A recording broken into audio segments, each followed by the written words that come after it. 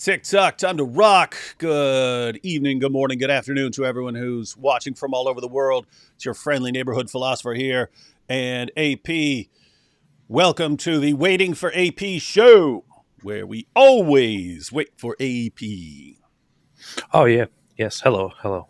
Hey, AP, Yes. you're giving a bad reputation. See, most people don't know any Turkish Germans.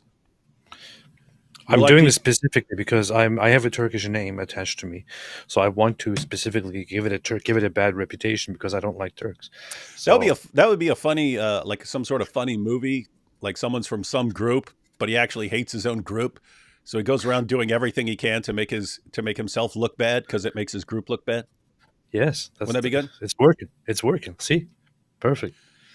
Hey AP, I've heard Yes. that your video that was copyright struck by the clowns, whoever runs Dr. Phil's YouTube page, was trying to block what is indisputably fair use. And of course, I heard they finally lost and gave up and your video's been restored. Is that correct? Yes, that's correct. That is a very, very highly watched live stream that we had, where we reviewed Mossab Hassan Youssef going on Piers Morgan and talking.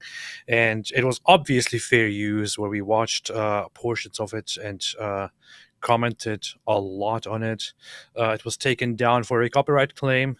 I appealed, they restored it, and then the other side once again issued a final copyright claim. And I was like, hey, I'm escalating now. Mm-hmm. So, That's which what we gave them do.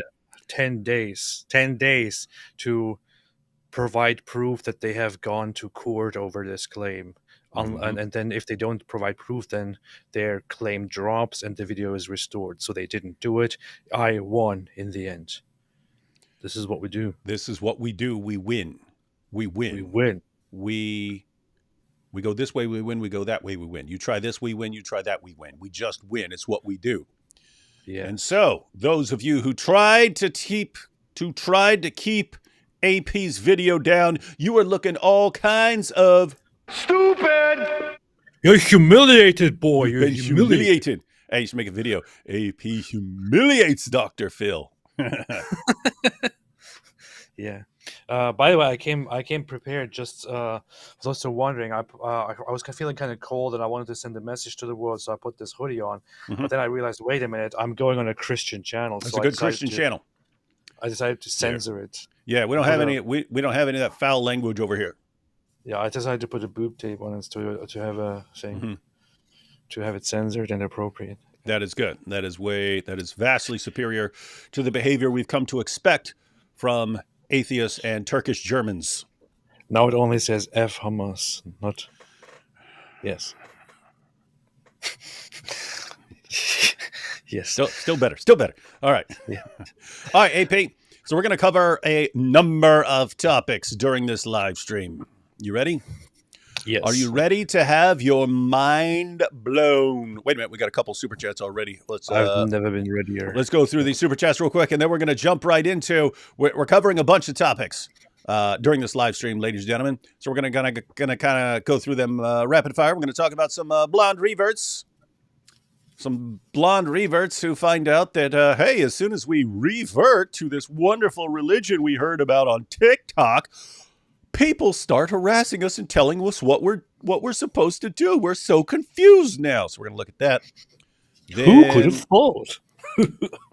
We are going to check out some of what's going on with some college protesters because they're doing some really stupid stuff in completely different ways.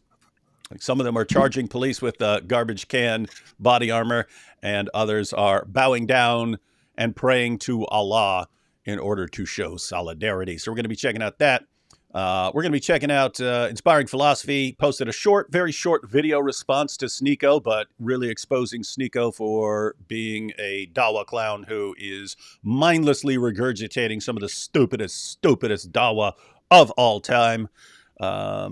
And we will be checking out that Elon says Nick Fuentes is returning to Twitter. He says he's letting him back on. The king, there we go, foolish Hamas, there we go.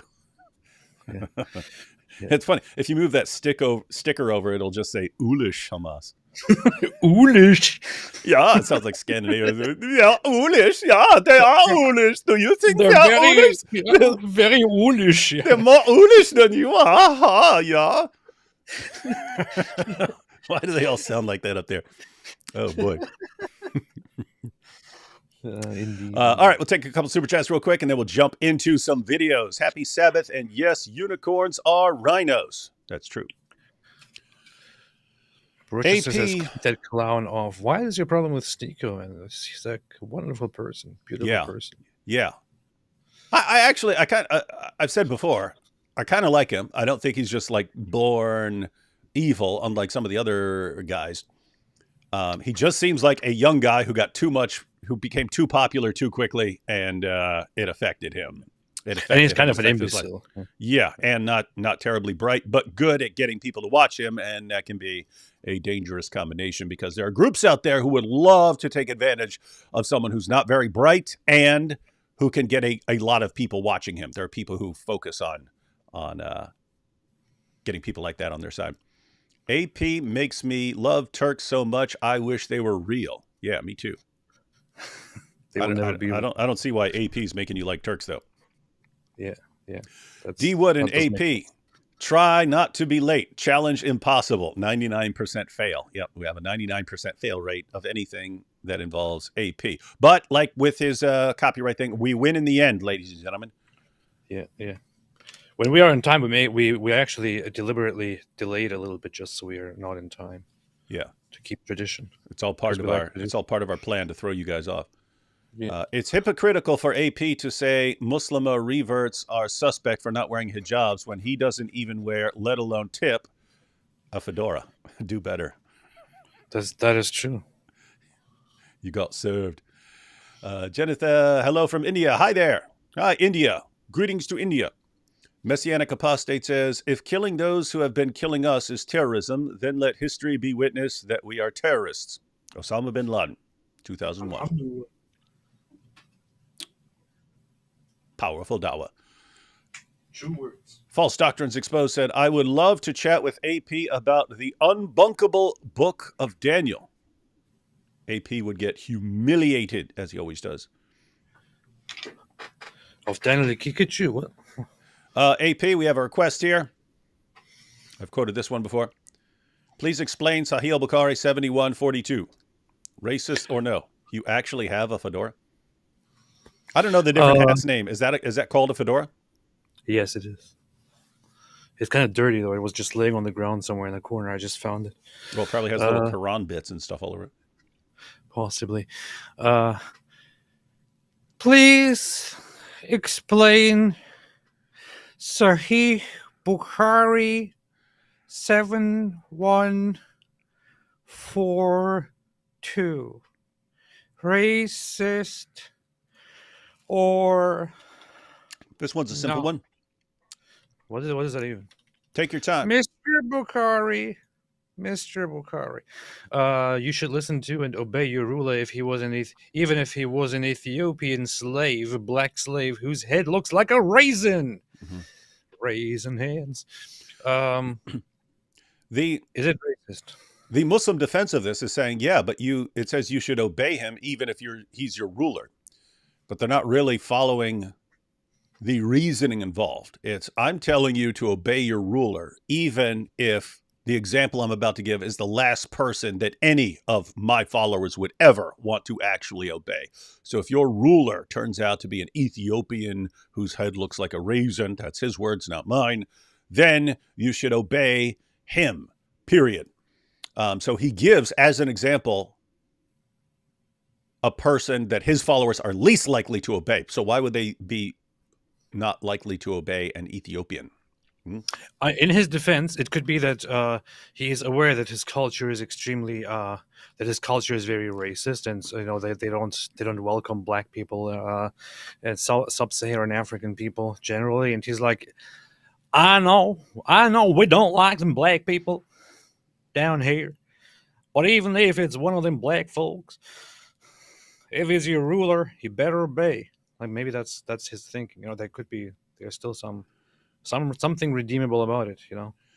Yeah, AP always giving the benefit of the doubt to do good old Mo. To good Good old old Mo. Mo. Good old Good Mo. old Mo. Um, let's see. Where is your proof that the hijab is holy clothing? We're about to go into that. We're about to look into that. And we have women who are actually objecting, and they don't realize this is what's making them targets, right? They're on like Twitter and stuff like that, and they're saying we don't have to wear the hijabs because we don't think that's what the Quran is actually saying. I don't realize there are Muslim men who don't want these women setting an example for other Muslim women, so they're going to become obsessed with getting these women under control. Yes. What are How you about doing? this one? Finding Hamas. Like Finding Nemo. Pretty good, pretty good, pretty good. Finding Hamas. Kisses to Masab. JC loves AP and D Wood. Thank you. Yes, that's true. Thank you. Thank you. She's got a good picture. That Oh, chick, wait. that chick who debated huh? Kisses. That's why it says kisses. Kisses.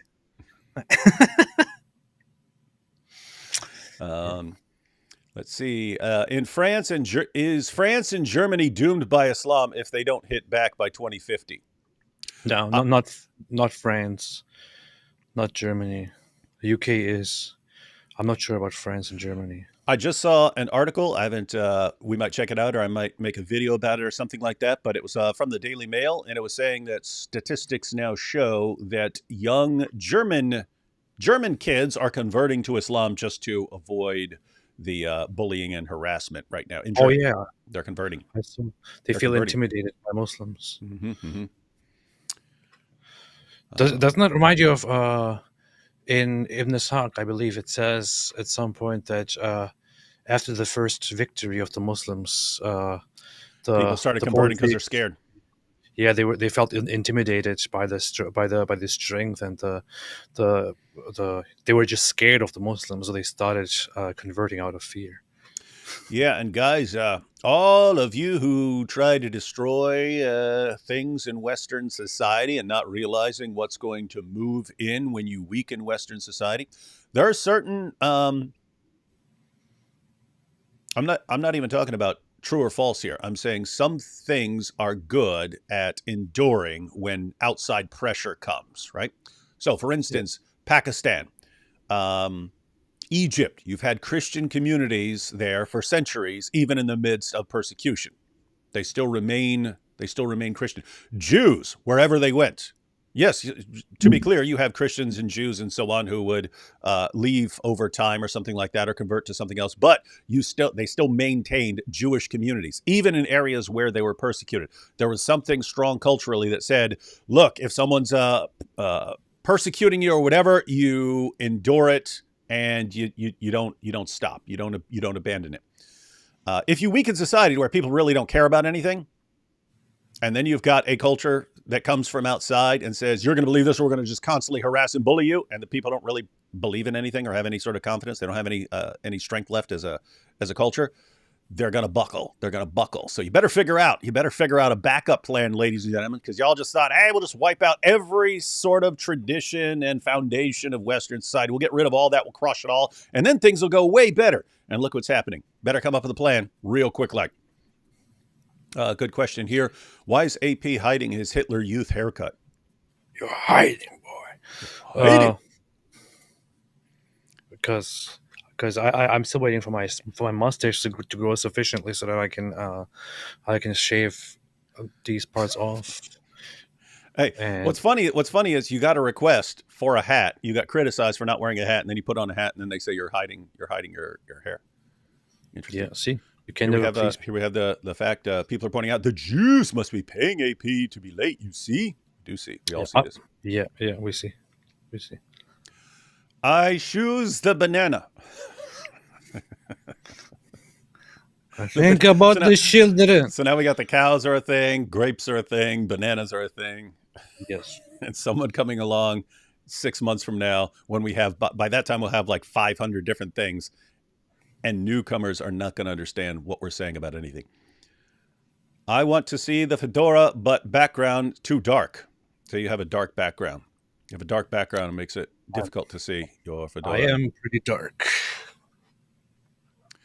If y'all ever want a day off from the news, you should consider reviewing God's Gang. It's grade A cringe. God's Gang. I don't know what that is. If you ever want a day off from the news, just get the news. Word in the street is that Avery and Sam might debate Uthman and Sneeko today. There's no way that's going to happen. I know they have an open invitation. It's not going to happen. No one's going to show up. That's ridiculous. Final form apostate prophet. Alan stands no chance against my logic and reasoning. It's final form, AP. This is not my final form yet. You haven't even seen my final form. No, we haven't even peaked yet. Isa is the word of God. Isa will return to judge the living and the dead. Isa is the spirit of God. Muslims, do you actually study your book or do you just sing the words? Yeah, they have no explanation. The explanation for why Jesus is so radically different is just Allah knows best. Allah knows best. That's the funny thing. I made so many videos in the past that Muslims always want to respond to. Nobody ever responded to, even despite people saying, "Can you please respond to this?" Nobody ever responded to that video that I made about how Islam gets Jesus completely wrong, because these are serious questions. If you are approaching Islam from a Christian viewpoint, you should be asking Muslims, why in the world was Jesus born of a virgin in Islam? Why does he have these miracles? Why is he the only figure who breathes life into lifeless beings and brings them to life? Basically creates life with the permission of Allah. Why is he the only person doing these things? Because Allah knows best. Because Allah knows best. Allah knows best that he's going to make Jesus so unique that people start worshiping him. But Allah wants him to do that so he can punish them for it. Because Allah wanted to make it difficult. He wanted as many people to fail as possible so he can punish all of them. What are your thoughts on Waleed Shubat's theory of the mark of the beast being Islam? Agree or disagree? Disagree. That's been responded to by Dan Wallace, who is is one of the foremost authorities on the Greek language. Hey, AP. AP, what? That's you heard of Dan Wallace, Daniel Wallace? No. He's a Greek scholar. That dude's interesting. So he became like the man on biblical Greek, to where he's writing the books on biblical Greek. Then he got some brain infection that destroyed his memories. He didn't know any more Greek. He forgot it all. He lost like massive parts of his memory. Then he used his own books to relearn Greek. That's pretty cool. Pretty wild stuff. Wow. And then became, again, one of the leading authorities on biblical Greek. Interesting stuff. That's stuff happens. Mm-hmm. Pretty beast. Hayden says, have you heard of Bob from Speaker's Corner? Yeah, of course. You should collaborate with him. Been there, done that. And maybe even take a trip to Speaker's Corner in the UK. I'm sure that would happen. Bob is pretty based. Yep. Tony Masters, the blondes joined Islam because they liked the part when Muhammad got his revelations foaming of his mouth and screaming like a camel. I don't know if that's the reason, but that could be one of them. That might be one of the reasons, yeah. More ads for Islam in Germany than ever before. You gotta get more. You gotta get more. What's crazy is like, I mean, these are the same people who in the 20th century were, we'll take on the entire world, we'll fight the entire world, we control the world. And now they're like, please come beat us more. Please, sir, may we have another? Yeah, will you come defeat us too? We want to be beaten by you. No, now we want to be beaten by you. No, take our children. Stupid Germans. They can behave completely differently, but it's always like suicidally bad in some way. It's so ridiculous. People know I grew up in Germany. I went to school in Germany up until the age of 16. And I witnessed this whole attitude of, I mean, I heard that quite a few times of, or especially we here in Germany, especially we Germans, we have a responsibility to history and to humanity.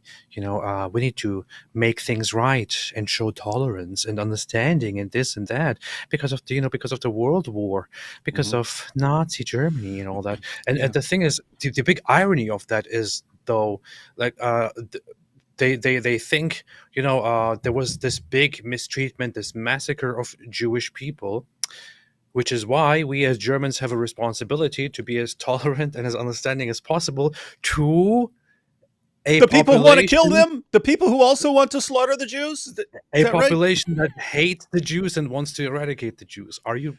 Dude, you should make a short video like that, just making fun of this. Uh, we because of what we did to Jews in World War II, we need to show we're extremely tolerant towards a group that wants to destroy Jews even more than us. Makes sense, right? That powerful German logic. Yeah. Can you make a video debunking Billy Carson? No. And his ancient alien and Jesus being alien descendant? No. That will not happen unless that became some super big thing. I'm sure there are channels that are interested in that sort of thing. That ain't me. I don't think it's AP Uh, either. that ain't me. It ain't me. Mr. Bukhari. Erdogan supports / loves Hamas. Would he be okay with deranged Christians doing a full October 7th to Turks in the name of liberating Constantinople? No, Of I don't course, think he there would be. wouldn't be, but Turkey is a very sick and very twisted country, and a very sick and twisted nation. On top of being incredibly ignorant and stupid, so it is not surprising that the president of this sick and twisted nation would turn toward Islamism and then actually befriend and go together and shake hands and declare his alliance with a terrorist organization that is known for massacring, blowing themselves up, and raping the civilian population of a peaceful, developed country. Um, and Turks are also very so. Turkey's population happens to have big issues of racism. The racism that in Turkey, if you heard stuff that Turks think and say in Europe or in the West in general, you would probably have a heart attack or something. I don't know. Mm. Racism in the West is nothing compared to racism in Turkey. It's insane. Lots of Uh, lots of places in the Middle East in general. By the way, I used to teach when I was in college. I used to teach English as a second language. There's like a little tutoring job, and all my students were Muslims from the Middle East. And these guys, they didn't even think it was weird, right? They had no idea that what they're saying was messed up. They just, as we're talking and stuff like this, they're blurting out all this super racist stuff, like it's totally normal. And yeah, and because they can say it around me because I'm white and I must agree with them or something like that. Who's weird? it's the Western people are so calm and so timid they don't even realize it. It's so funny. Hmm. But Turkey has big problems, and uh, Big uh, big problems. Turkey doesn't deserve really to be in charge of the territory and all that and Mm-mm. everything Nope, they they don't. have. So I would wish for a future Hmm. where Greek heritage is restored Let's do and it. Turkey falls apart. So Let's do it, honestly, Greece. Get ready, Greece. We miss Ninja Mommy. When can we see her again? yes. The question was, when can we see her again? Oh yes, you can. Okay, there you go. I was told Mike Winger at night beats up homeless people and kicks puppies. Totally true. I haven't seen what he does at night, but one time there was a little puppy, and I thought he was about to lean down to pet the puppy, and instead he punted it. He punted that thing like an NFL punter. Thing went over a house. It was disgusting. That was like, and that's like the 15th worst thing I've seen Mike Winger do. What was the worst thing? I don't even. I can't even say it. I can't even say it. The whole channel would get shut down. Alhamdulillah. Just wait until these blonde reverts hear about where they have to wear the leather straps. Mm-hmm. Curious how AP always conjures out random items from behind him, like an RPG character. Everything on the floor. Use Mossab shekels to buy a cabinet. Yeah. It is like a video game where you're walking down the street and, oh, let me pull out my bazooka. Yeah. Oh, yeah. now let me pull out this. Let me pull out that. Oh, let me pull out my food. That is true. Let's see. The 4 horses coming out of the open scrolls being white, red, black, and green in color, the same color as the flags of Muslim countries. AP, new law jail for reading and quoting Ecclesiastes. Psh, I would burn the place down. Gosh, super chats are coming in. Anyway, we got more super chats. We'll go ahead and jump into some videos here. AP. Yes. So you have these ladies on TikTok, and they watch TikTok Dawa videos, and then some of them actually convert, and they talk about how cool and fun it is, and wow, it's so cool, it's so awesome, converting to Islam, and wow, and then they get, of course, a burst of attention, right? They get a burst of attention. People are addicted to attention nowadays. One of the things that is really, really to do if you want attention, convert to Islam. You're going to get some negative attention. People are going to complain about you, and that makes you feel like a victim. But being a victim is another way of getting attention. And they'll also get tons of praise from the Muslim community. Oh, you're making such a great choice. You're making such a great choice. And that really feels good. You're one of the good ones now. You're a good person. You're a great person. So you start making videos about your journey as a Muslim, and all of a sudden something interesting happens. The people who are praising you for making the right choice start telling you over and over and over again what you have to do. And shocker, you didn't know that they were going to tell you what to do, and that they were going to enforce rules on you, and that they were going to tell you there are all these things that you have to do now. And they're shocked, AP. Shocked, I say. But let's go ahead and check out an example of what I'm talking about. Let us do this. Here we go. Salam alaikum, good morning. Alaikum salam. We need to talk. Okay. I get comments like this about 50. The comment says, sister, please start to cover your hair. That's not even disrespectful, right? It's just, sister, please start to cover your hair. By the way, if anyone knows where this accent is from, let us know. We can't peg It this sounds one. somewhere between Slavic and North European. Sounds somewhere not American. Yeah. Salam alaikum, good morning. We need to talk.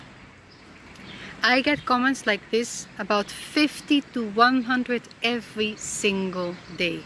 She said she gets 50 to 100 comments a day telling her what to wear.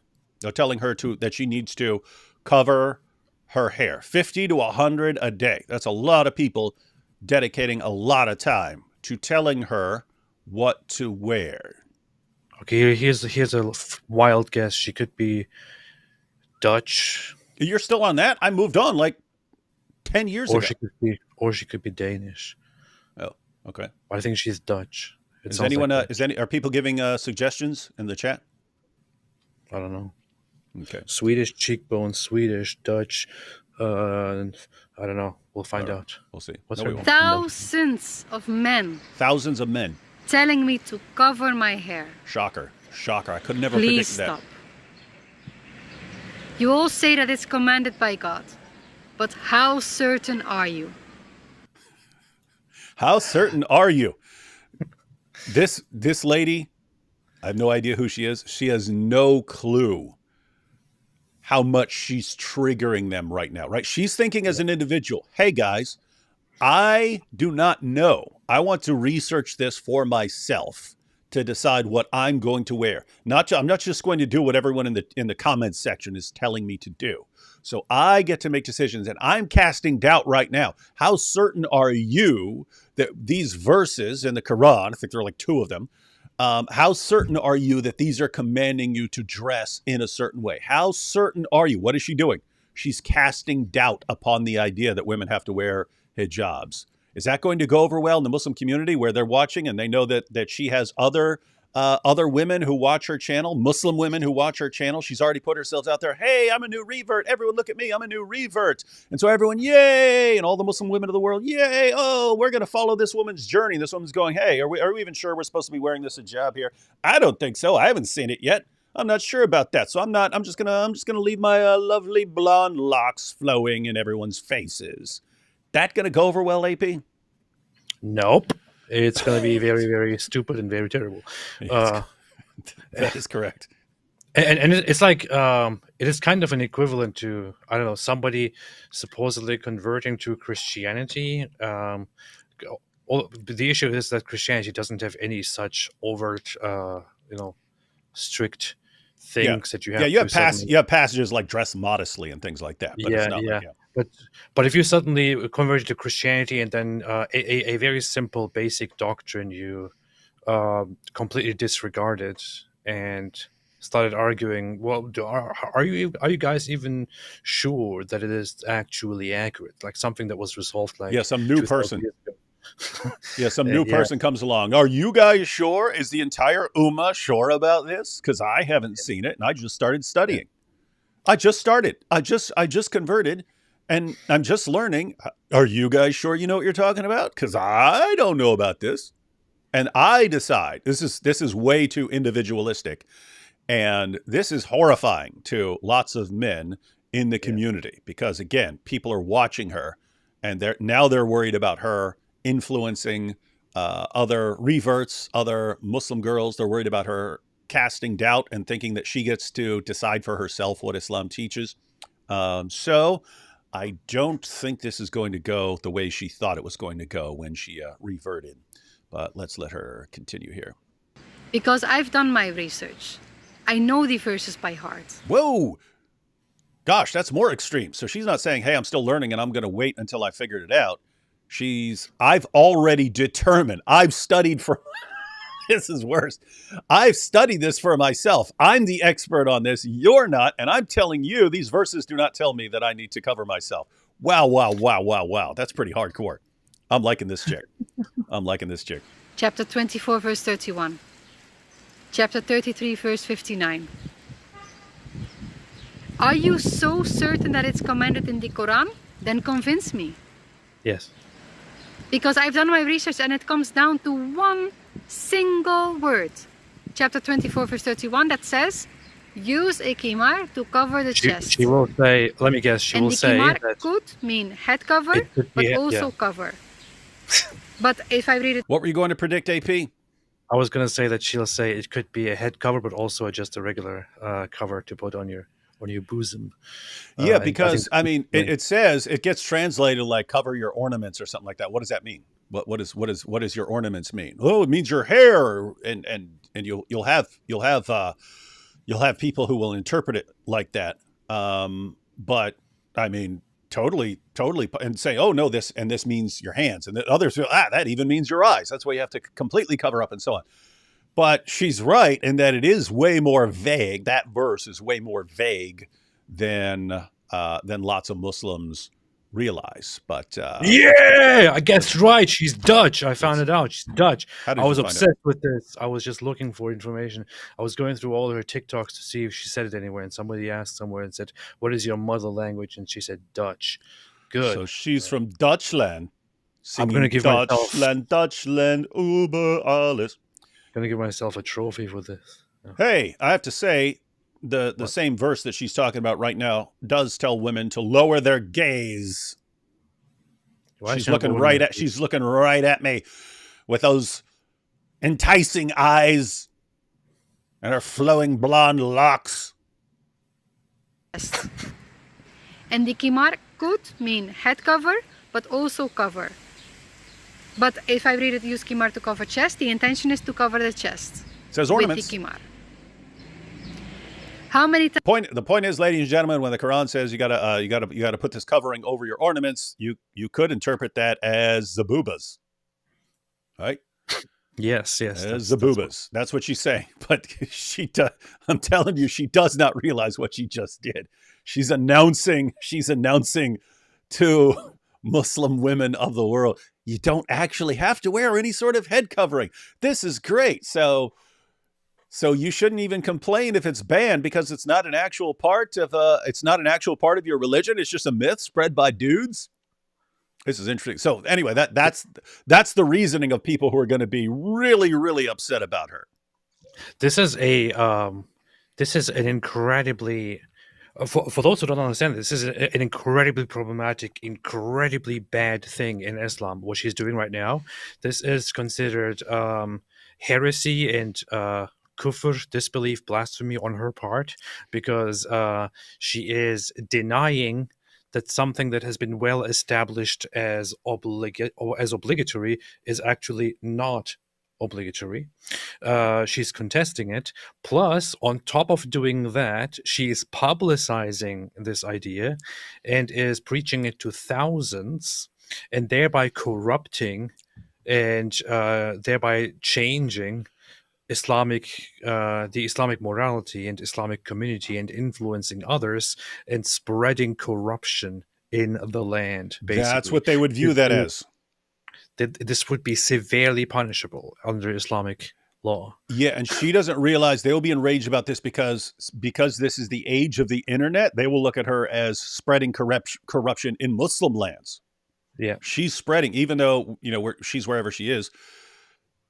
She's spreading corruption in Muslim lands. This lady's not.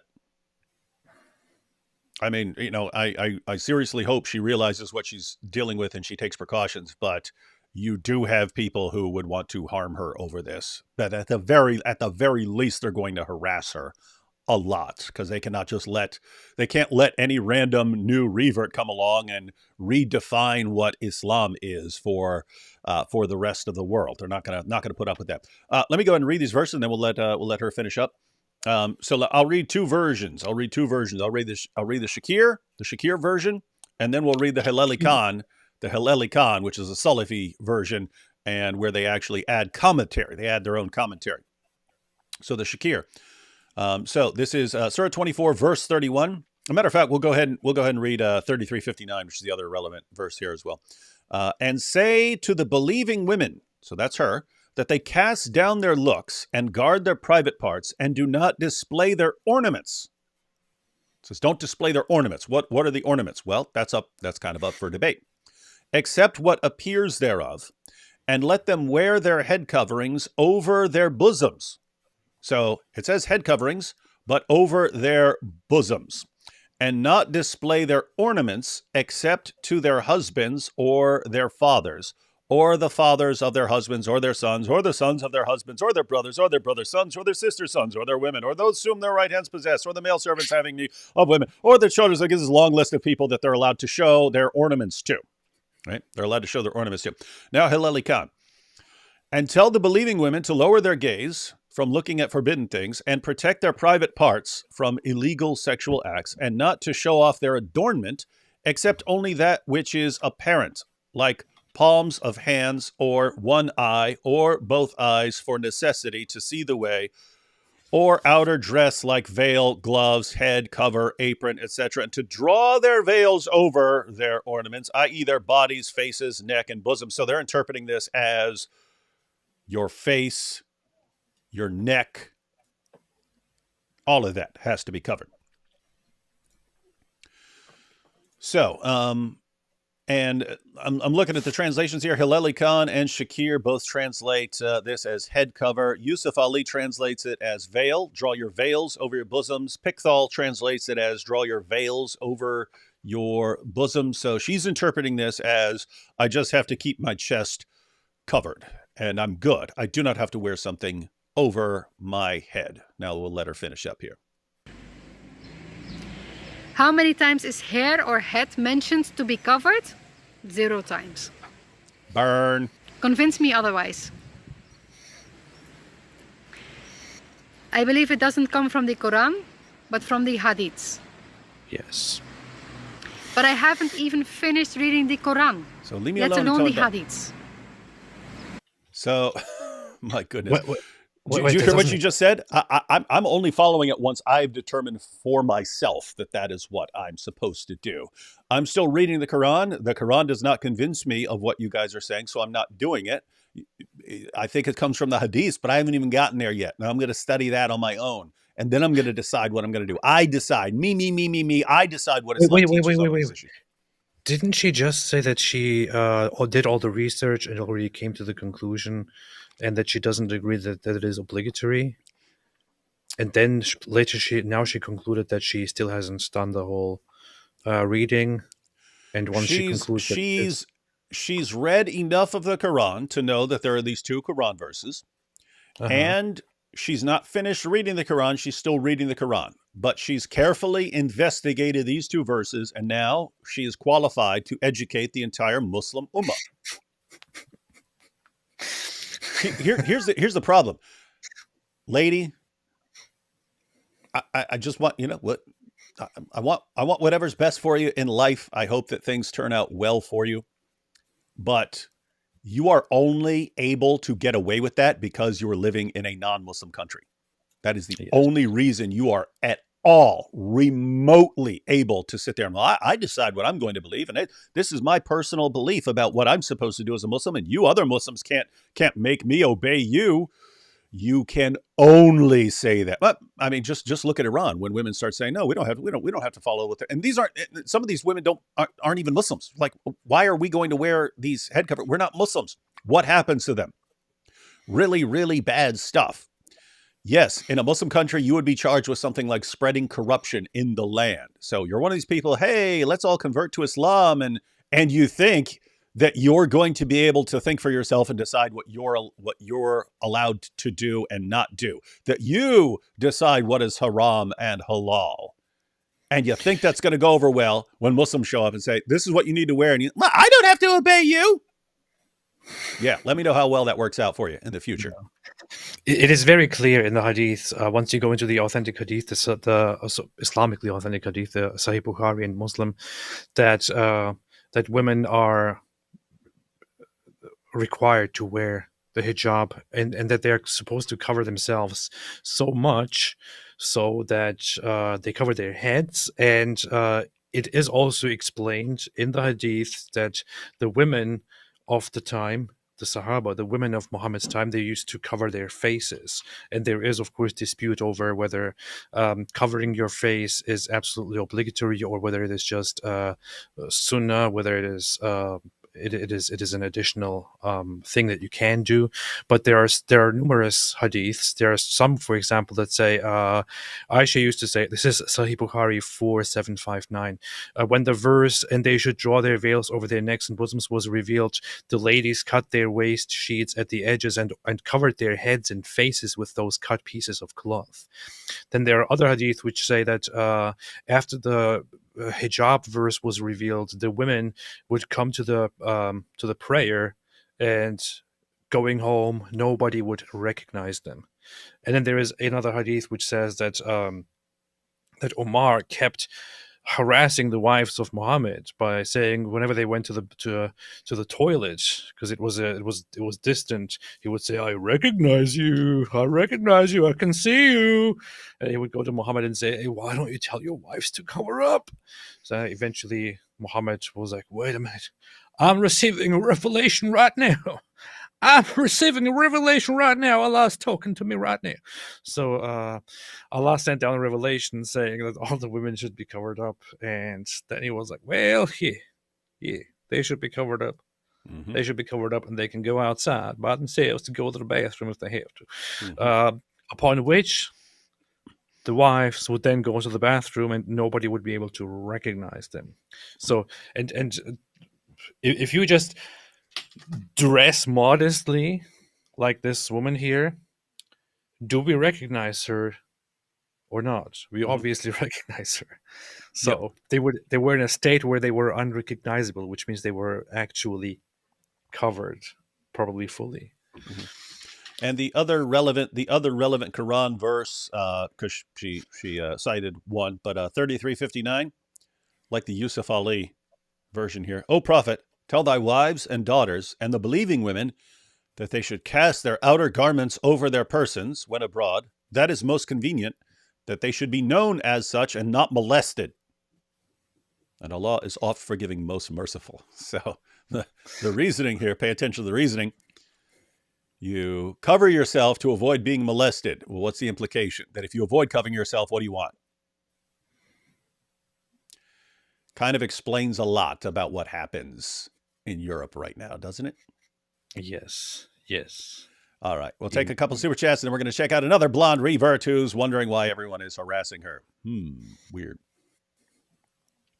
You guys should respond to Fareed's proofs of prophethood. They're garbage, but they're from an actual classical scholarly work, which is interesting. We could do that. I wouldn't mind going if Fareed says he's got some proofs. We love going through the proofs. To those. They were so ridiculous. I think we went through one or two of them at some point. Yeah, it's very low hanging fruit. We could go after those, and it's very easy. So, but I feel bad about it. But then that's Islamic standard. So yeah, it's like you're beating a baby seal or something. Yeah.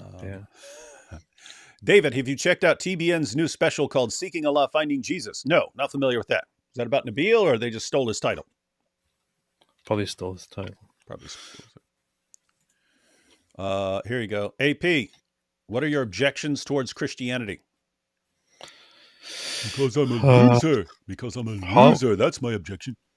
How about you come here and ask me that in person? Yeah, ask him to his face. See what happens to you. No idea why I'm escalating here. But it's what we do. You already said it. We escalate. You already said earlier. You already announced earlier on, just in response to a copyright issue, that we escalate. It's what we do. That's what we do.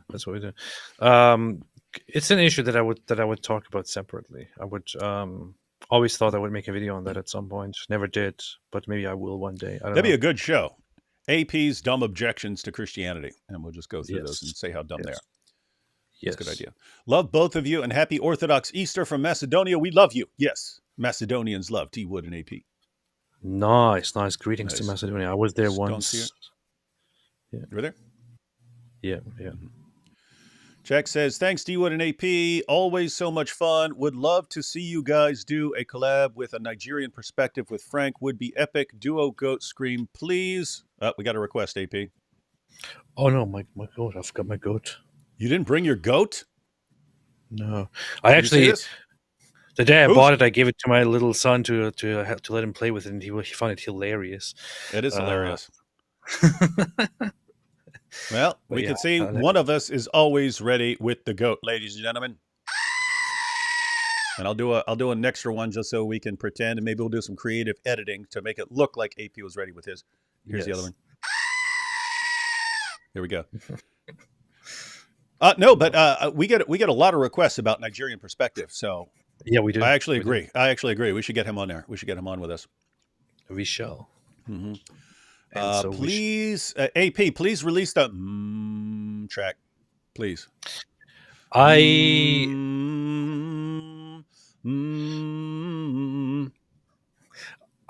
have it. I think I have it as an unlisted video at somewhere saved, but I don't even have a whole track. Didn't Sal do a remix that's available on his channel? Yeah, he did. Yeah. I need to take. Yes, you could get the remix. You could get the remix there, guys. Yes, you could. Stephen Meyer was on. Oh, you found it. My wife just brought it to me. Oh, nice. Ready? Yeah. Go. Powerful. Nice. Powerful. We should actually have a show called the Screaming Goats Show. Right? Who wouldn't click on a show called the Screaming Goats Show? That would be amazing. That was. Hey guys, little side note. I don't know if anyone, well, I'm sure some of you have seen, we always get requests because we do live streams that are, 3 hours, 4 hours, stuff like that. And some people aren't going to click on a 4-hour video. I know, because I'm one of them. If I see it, I really, really, really have to be interested in a topic to click on something that's 4 hours. So we have gotten requests for a long time. Hey, can you just post shorter stuff? And I usually get annoyed because if you don't want to watch a 4-hour video, don't watch it. There's like YouTube is filled with stuff. Go watch something else. We have tons of videos. We have tons of short videos. So why are you complaining that some people like to watch 4-hour live streams and hang out and stuff like that? Yes. So I usually get annoyed, but at the same time, we do make points in our live streams that would make good shorter clips, shorter videos. So anyway, I started a channel titled Christian and Atheist React, and I started posting some of the shorter clips from our shows. So go ahead and check that out. But if you ever want shorter clips of what we're saying, let us know there. Too close. Stephen Meyer was on Piers Morgan. I'm sure you know this already. Yeah, I haven't watched it. We could discuss it. Well, I'll check it out. I'll see. Because I don't know if Piers Morgan's going to be like, so let's talk about this. I'm going to lead you down a rabbit trail for 20 minutes of this interview. I don't know if he's going to be like that or if he's actually, but I mean, Stephen Meyer is just like the nicest guy in the world. So Pierce probably lets him speak, and they're probably not talking over each other. Anyway, I'll check it out. If it's cool, then we'll cover it in a live stream. We'll go through it. I would kind of prefer if Michael Myers was on Piers Morgan. Bing, bing, bing, bing, bing, bing, bing, bing, bing, bing, bing, bing, bing, bing, bing, bing, bing. Coolest theme song of all time. I wish I had that. Yeah. I want to buy the rights to that just so I can have that as my intro music. I would have that as my intro music. People complain that I don't have cool intro music like AP. I would totally use the Michael Myers thing. It's awesome. This half brain should read Sahih Bukhari 304. Mm-hmm. Look up 304 real quick, AP. Bukhari. Mr. Bukhari. I already read this. It says Mr. Bukhari. It is the one that says women go to hell. Women go to hell. You see, this is the power of Allah. Prophet Muhammad went to the women and said, "I have been shown hell, and I saw that the majority." Anyway, go ahead. What? Yeah, what's funny is so this lady does not think. She doesn't think. She does not think she has to obey her Muslim leaders and so on. But she doesn't realize what she just got into. Because if she gets in, I get to decide what I do for myself. Lady, you have half the intellect of a man, according to Muhammad. You think you should be making these decisions? What is Muhammad? Even in the hadith we read about Muhammad saying that you have to obey your ruler, even if he's an Ethiopian and so on. He's giving the most. You guess what? Obedience is essential. You have to obey your leaders. Do it. I'm actually curious. Like somebody like that who doesn't. She doesn't seem like a very subservient, mindless, completely stupid person, which is just my assumption at this point. But if you brought to her attention, for example, a hadith like that, which is widely she'd reject it. Authentic, the one that says that women are dumb, basically. Mm-hmm. What would you think about this, dear Melanie? What would you think about this? I don't know. Her name's Melanie? I don't know if you would rationalize it. Yeah, it's Melanie. Yeah. Oh, powerful stuff. Just started working at KFC, and at least 50 times a day, the manager tells me I need to fry the chicken, but how certain is he? Imagine you get a job at KFC. Fry the chicken. Well, how certain are you that I have to fry the chicken? I decide for myself. I've researched this for myself, and there are people who say you don't fry the chicken. So, what are you going to do? I live in a free country for the next 2 years. Yes. Alhamdulillah. She didn't read the parts about not talking back to men. Yeah. Oh, boy. Keep in mind the goal in the Ummah right now is to get her married off as quickly as possible, get her to have a couple of kids so that she can't leave. She can't leave once she finds out more about Islam. She should probably talk about all the marriage proposals she has been receiving, because it is. We know for a fact it is happening daily. In the back, she's receiving all kinds of please marry me. If she gets 50 to 100, if she gets 50 to 100 messages saying, "Hey, cover your hair," she probably gets 500 a day. You marry me. Come to my country. You'll be treated like a princess. I have many money, and I will have many camel, and I will give you camel. And it's a huge status symbol. European, blonde, revert. You're a boss. You're a boss. You're a boss in Islam. You get that? Yeah. Yeah, Mhm. yeah. If it was permissible, it's almost like everyone is like, "Hey, can I please also try out your wife?" That's how everyone would view it, the situation. And as Ali Dawa said, Muslim brothers, they say they would die for their brothers, would take a bullet for their brothers, but won't share their wives with their brothers. Yeah. Shame on them. Shame on them. Disgusting. Dutch Bukharina just reverted and is already a mufti. That is funny. I mean, keep in mind, you know, I don't want this woman. I mean, it just sucks because she doesn't know what she's gotten into, and it's going to lead to trouble for her. But it is at the same time funny and it's like hilarious. So you can't tell me what to do, Muslims. That's awesome. I love that. We need to see more of that. You definitely need to see more of that. Oh, hey, check this out, AP. Yes. Destiny is debating Suleiman Ahmed on Israel, Palestine, and Islam on Fresh and Fit right now. You guys should cover Right it in a future now? video. Yeah, that's going on right now, Oh. dude. You might want to cover that tomorrow. That's funny. Yeah, That's huge. You might want to jump on that. That sounds like it's going to be a massacre. Because Sulaiman Ahmed is a complete imbecile.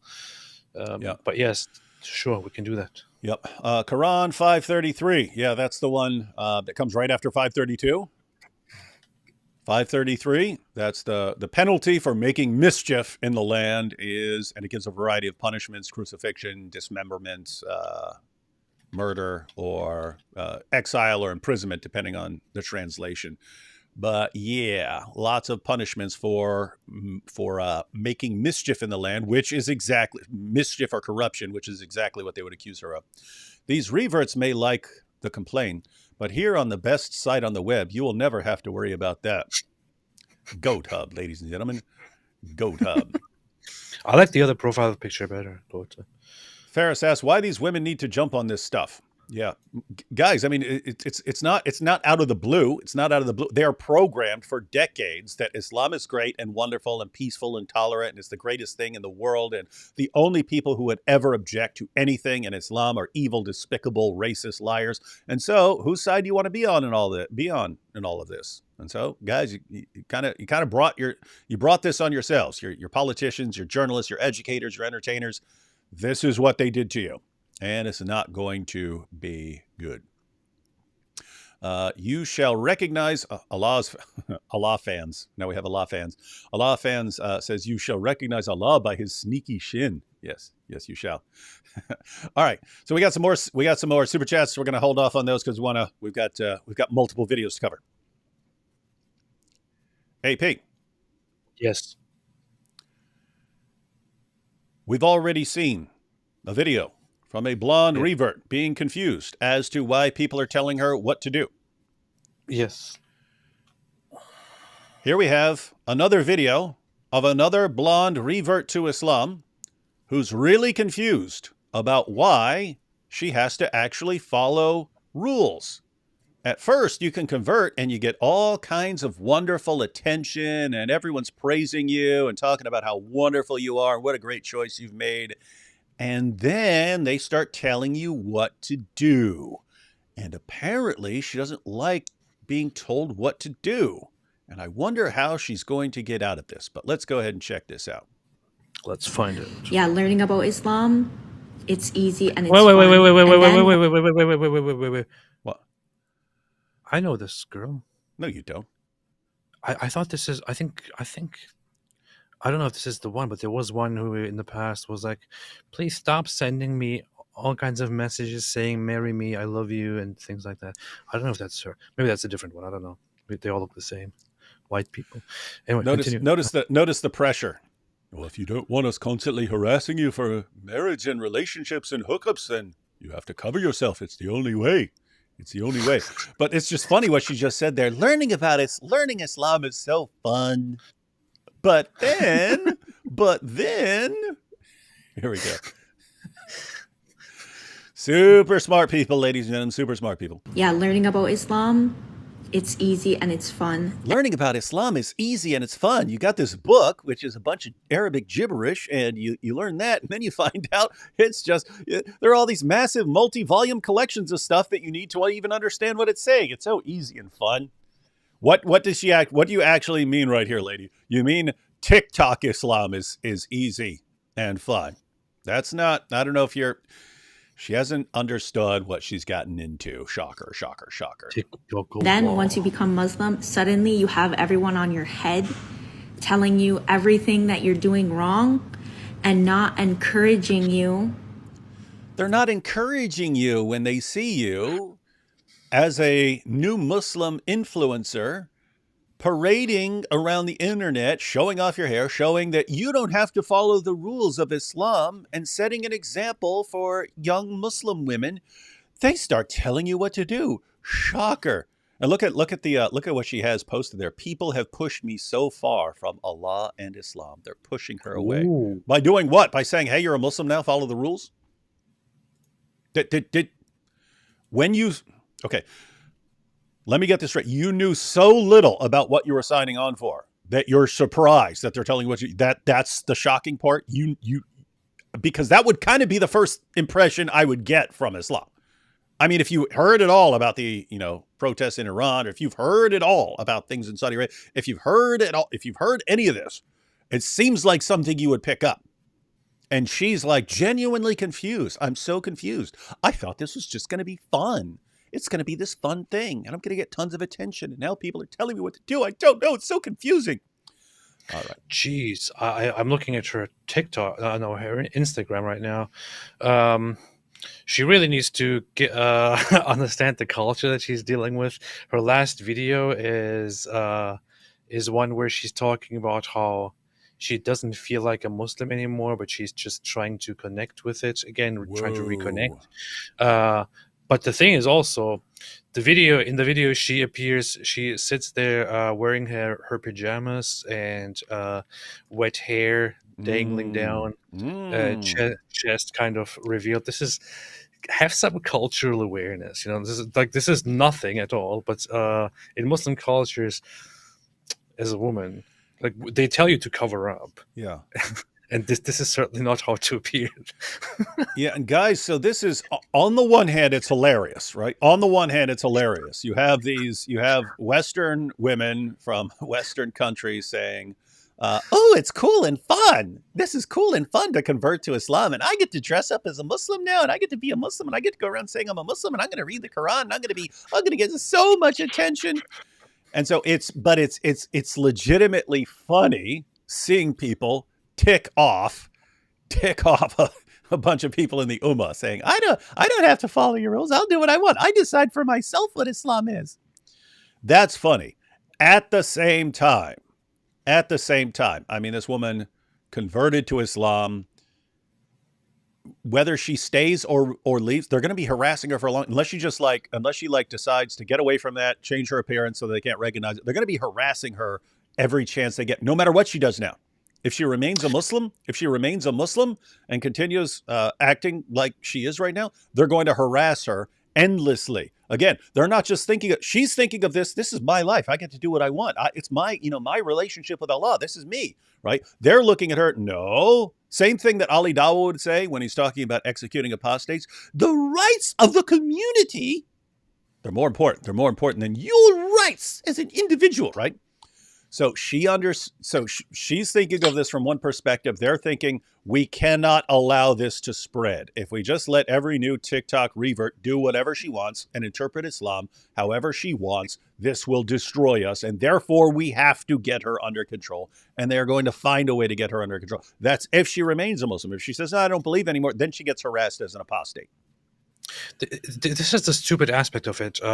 So there is a lot of digging to find and understand why these people are get this idiotic idea of converting to Islam. But I would say that one of the reasons is probably that, especially in Western nations, right, people like her probably think that that Islam is this rebellious, this anti, counterculture thing, and if you go to it, then you will be relieved from something that pressures you here in this culture, and you go into this ultimate pressure culture. Actually, you go into the ultimate oppressive culture by taking this step and converting to Islam.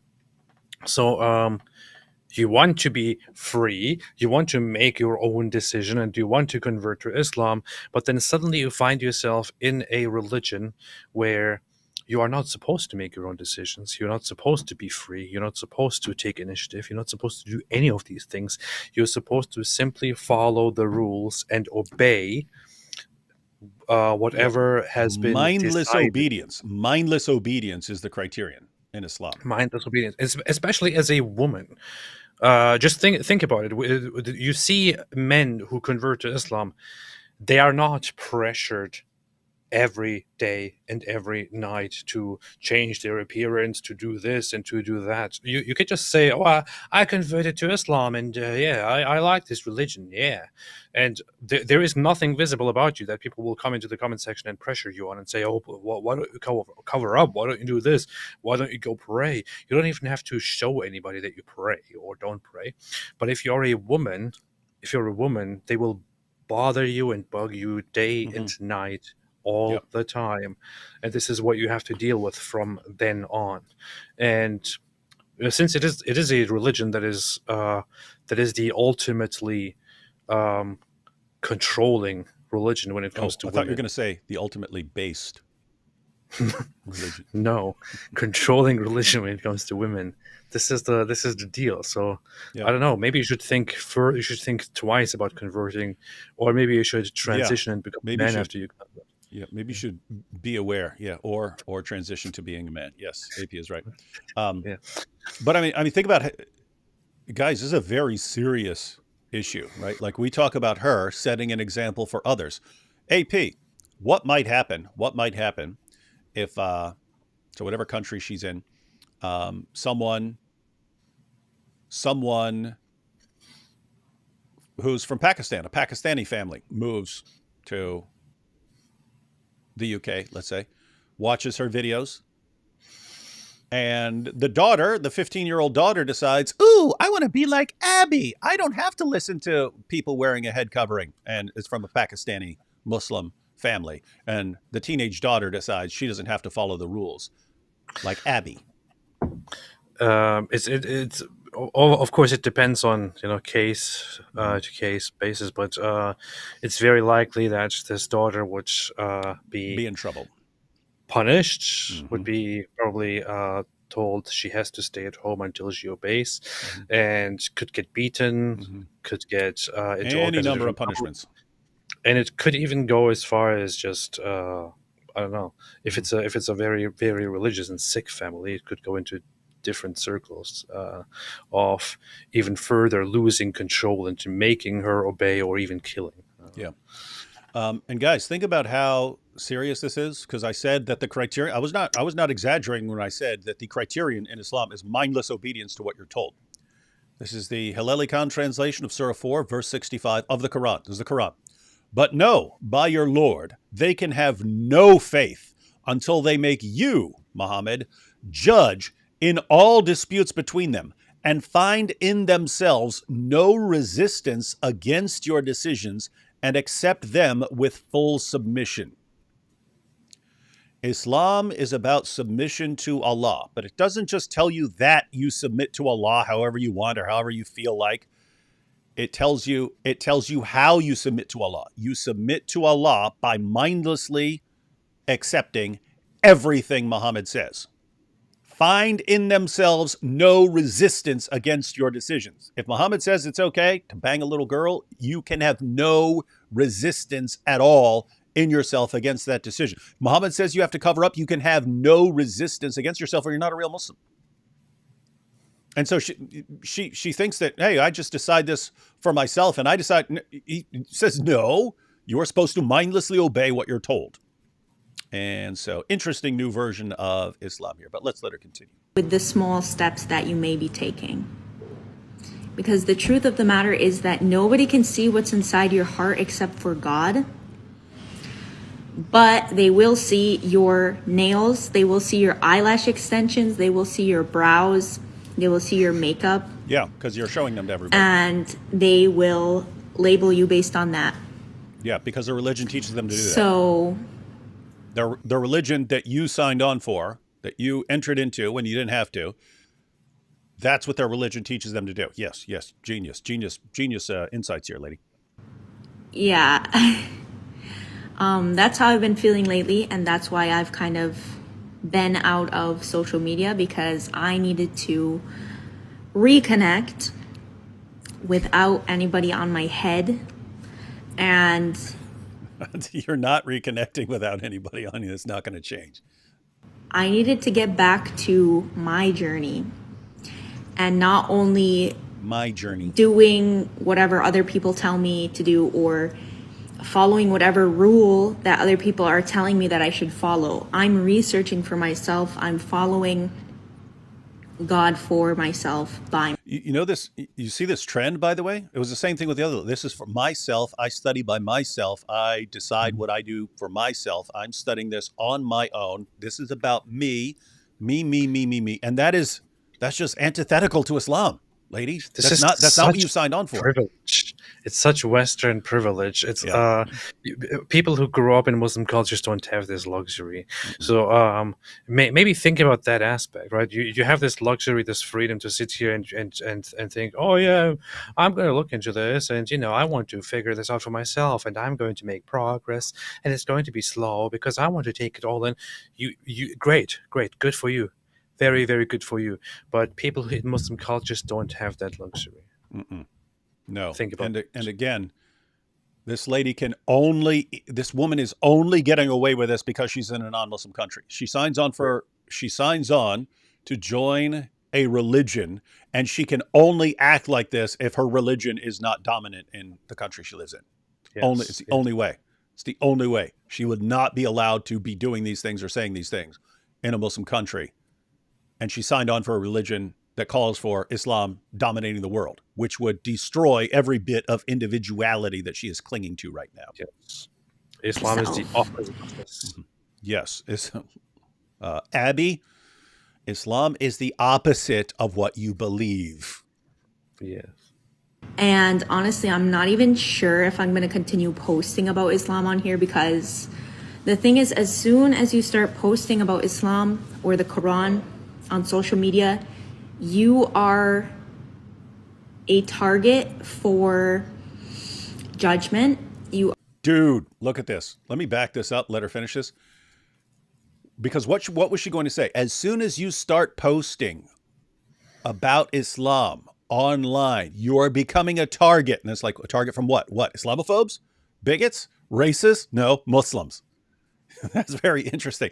She's more worried. She's being harassed by Muslims to where she's not even thinking about Islamophobes. She's not even thinking about Islamophobes. It's Muslims harassing her. Interesting. Let's go to You are a target for judgment.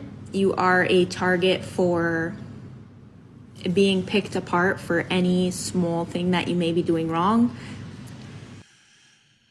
Yes, you are. You signed up for it. And it's this weird situation where part of me says, you got what you deserved. If you fell for that, if you fell for some Dawa TikTok video and you converted and started posting your journey and not realizing what you're getting into, there's part of me that says, you get what you asked for. You get what you asked for. You asked for it, and now you're getting it. And there's another part of me that says, no, you do have lots of people who just have been manipulated for years, right? She didn't come to this conclusion on her own. She's been programmed by politicians and journalists and so on for years to think that Islam is this great thing, and you join it and it's great and it's wonderful and it's fun and you're cool and you get lots of attention and you get respected. And so join it. And then you join it and whoa, this is not what I thought it was going to be. Yeah, get used to that. What you're told about Islam on TikTok and from politicians and from journalists has next to nothing to do with what Islam actually is. So this lady has to learn the hard way. It's so funny that somebody who converts to Islam goes online and starts preaching and talking about Islam. Somebody who is born a Muslim doesn't just not properly observe Islam and then go and online and talk about Islam and preach Islam. That's not what happens. In a regular Muslim culture, somebody who looks like her and who is uncovered or naked wouldn't go online and preach about Islam. This stuff like this would be done by a woman who wears a hijab or a niqab or whatever it is. I just found out apparently that she's in Dubai. I don't know how that happens, but Whoa. she actually moved to Dubai at some point. I don't know Oh, what not good, not good. She's there for a husband. She's there for a husband. So bye individuality. That is not going to last. and Dubai is such an illusion because it's like it underwent an extremely rapid change in culture, and you could say, oh, it's the Arab world, it's Muslim world, so probably a good example for Islam. It's not at all. It's like it has become very heavily culturally westernized in different ways. People are not observing Islam. Lots of foreigners are living there. Many regions, many areas of it are concentrated of just non-Muslims and non-Arab people. So many neighborhoods, they don't even feel like it's an Arab country or a Muslim country. Nothing is really enforced. You don't really have much contact with Muslim people.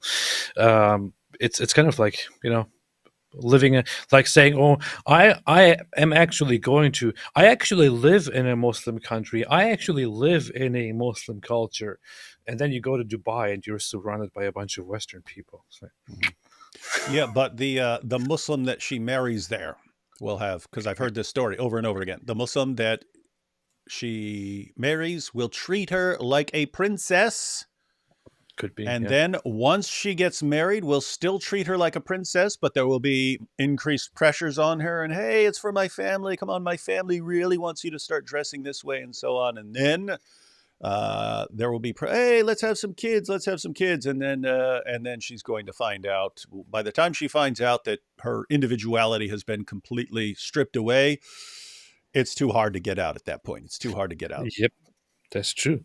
That's what they it do. Would be completely life-destroying to change. So that's what they do. That's what they do. Welcome to Islam, Abby. Welcome to Islam. Couple super chats. AP, the question the traveling clat asked you about faith made me sad. I could see the torment on your face. Your dumb Turkish face. I pray for you all the time. Jesus loves you no matter what. Peace be with you.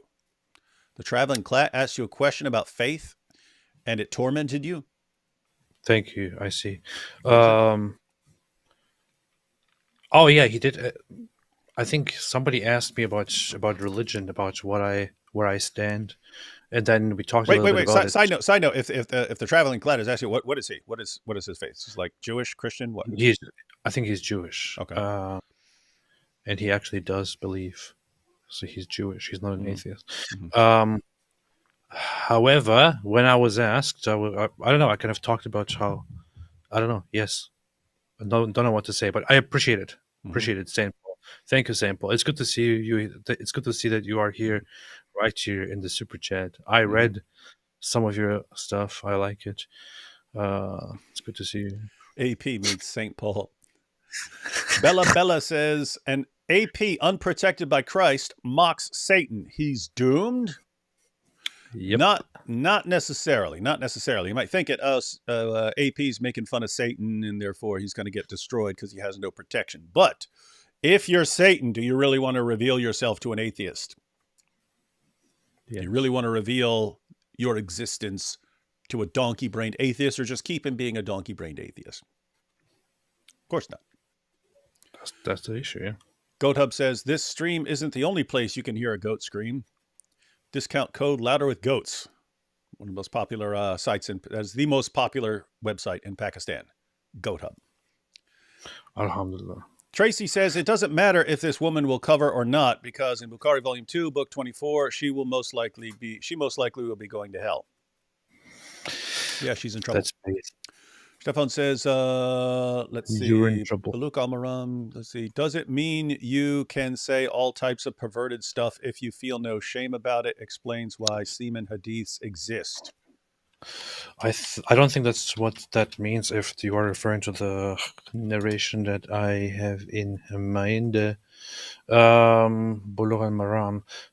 is, wait a minute, 16, book 16, Hadith 89. 89. Let me check Got this that? out right now. I think I got it. Give me 1 second. I got it. Okay, book 16, Hadith 89. Ibn Mas'ud narrated that the Messenger of Allah sallallahu alaihi wasallam said, one of the things people have learned from the words of the earliest prophecies is, if you don't feel any shame, do whatever you like. Related by Al-Bukhari. Yeah, that's not what that means. It is generally understood that what it means is that what it means is, if you speak, you should have some shame and shouldn't just say whatever comes to your mind. If you don't have shame, just say whatever you want. So it's kind of rhetorical. It's not what it means is not actually literally. If you don't feel shame, just say it. Just say whatever you want. I think it's what it actually means is kind of a rhetorical thing, you know. Interesting. Like don't say stuff. Have shame. Future of Islam, according to Iranian Attitude 2020 survey, Shiite 32.2% plus Sunni 5% plus Sufi 3.2% equals 40.4%. Yes, according to that survey, if that is correct, and it can be skewed because that's an online survey, so it doesn't take into account if a village doesn't have internet access or something like that. It doesn't take into account everyone, but based on the survey that was done, Iran is a Muslim minority country at this point. Most people do not believe in Islam of any variety anymore. But we have it pointed out here. If you add it all up, it's 40.4%. Remove the period and the percentage sign, and you get error 404 not found. Yes, Islam, error 404 not found in Iran anymore. Mm-hmm. Beast. Oh, also, by the way, about that saying, if you don't feel shame, do whatever you like. I think it's not even, so it comes from, it's an actual Arab phrase that predates Islam, and it's just adopted into Islamic tradition. Yeah. Just saying, have some shame. Yeah. D says, it would be funny if the converted campus kids made a woke version of Islam and it spread. It would be funny if the converted campus kids made a woke version of Islam and it spread. This is actually one of the topics we wanted to get into, AP. It's also called the Wislam. Did you see that all these kids, college kids now at the pro-Palestine protests are... Not all of them, but a bunch of them are now lining up with Muslims for the Muslim prayers and praying the Muslim prayers to show solidarity. I saw a bunch of women, a bunch of girls prostrating on the ground with their backs. Yeah, we're going to look at that. Open, we're going to look at that. Open, displaying themselves. And if they did this in a...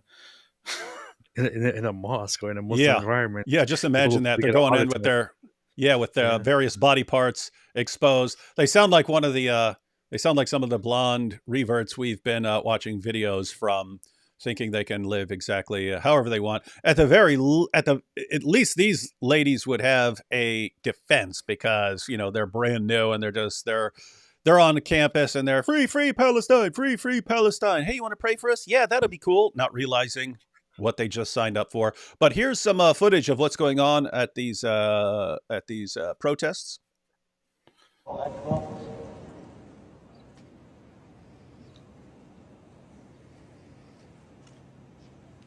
Allahu Akbar. La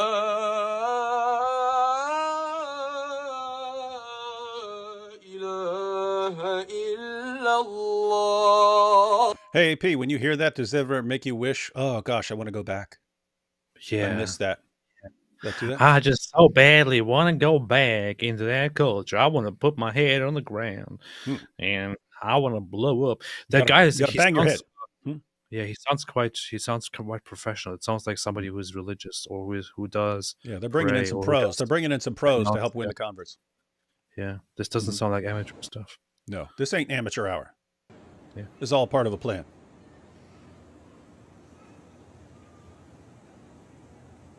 So you either have the ones who join in the prayers, or you have the ones who sort of sit around respectfully, honoring the prayers. اهدنا الصراط المستقيم صراط الذين أنعمت عليهم غير المغضوب. I mean, guys, think about this. You have hundreds and hundreds of people, if not thousands, gather around for protest, and then the Dawa guys use that. Hey, let's get everyone around respectfully listening to the message of the prophet. Powerful. I don't understand, because that woman, she was saying that at these protests, many, if not most, of the people are Jewish, and lots of them are Yeah, Palestinian. she said that, didn't Christians. she? She said it's mostly Yeah. Jews. So what? These are all Yeah. Jews? So I don't understand. These people don't look Jewish to me. Yeah, we're very confused, ladies and gentlemen.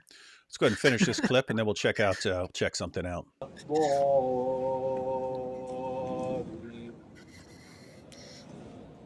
الله لا إله إلا هو الحي القيوم لا تأخذه سنة ولا نوم. So that's what's going on college campuses right now. They're having the protests. So you send your kid to one of these universities, and then of course they don't end up going to class. They end up going to the protest because that's what they're programmed to do. And then they become these activists. And then hey, let's all sign on for Islam. Let's all sign on for Islam. Now we're going to go ahead and look at a post, and I've seen the picture that you're referring to, and that is actually responding an Iranian woman actually responded to that in a It's so funny. pretty good tweet. What's that? It's a funny thing. Like the parents are like, "Oh, we're paying $90,000 to send you to this beautiful university, and we hope you're getting something wonderful out of this." Oh yeah. Today, what we did today was we went out there, during our protests. Screw classes. I don't care about classes, but we went out there and we prayed like the Muslim way. Yeah. You're paying for your sons and daughters to be duped into converting to Islam. All right. So check this out here. There's a response to this, and she shows the picture. Let me see. Let's see. It's a long post. We'll go ahead and read this real quick because this is all. This is something that happens. It's the same thing with like Mossab, right? Mossab Hassan Yusuf responding to college protesters, and they have no clue. They have no clue what they're actually doing. They have no clue what's actually going on. And a person who does know tries to tell them, and they just don't care. It's similar here. Right? It's similar. A woman from Iran tells these girls what they're bowing to. Right? Oh, I'm look sorry, at this, AP. Just looking at the photo, let me tell you one thing. I want to tell you something about Muslim culture. Just looking at this photo, so these women have no idea how they are presenting themselves and how this is viewed. In Muslim culture, especially from the perspective of Muslim men, of religious preachings and so on, just looking at this looks extremely sexual. Mm-hmm. This just looks extremely sexual, and you might say, well, why? It was just a bunch of women just there, on the ground. Well, that's not how it is viewed in Muslim culture, because Muslim culture, specifically, it is said women are not supposed to be seen, are not supposed to show themselves, are not supposed to pray in front of men, lest they distract they might distract the men from. Is this something that could distract? Is this something that could distract men? They were looking at this. They will probably go crazy. I mean, just looking at that woman, just the first one. Which one? With her butt exposed. Which with her one? back exposed. This is like. People will go crazy and will say, "Wait, I can't control myself. Control myself. Should I pray now, or should I go and hump her?" Like this is what they will. This is how they will react to this issue. This is extremely sexual, and these people have no idea what they're doing.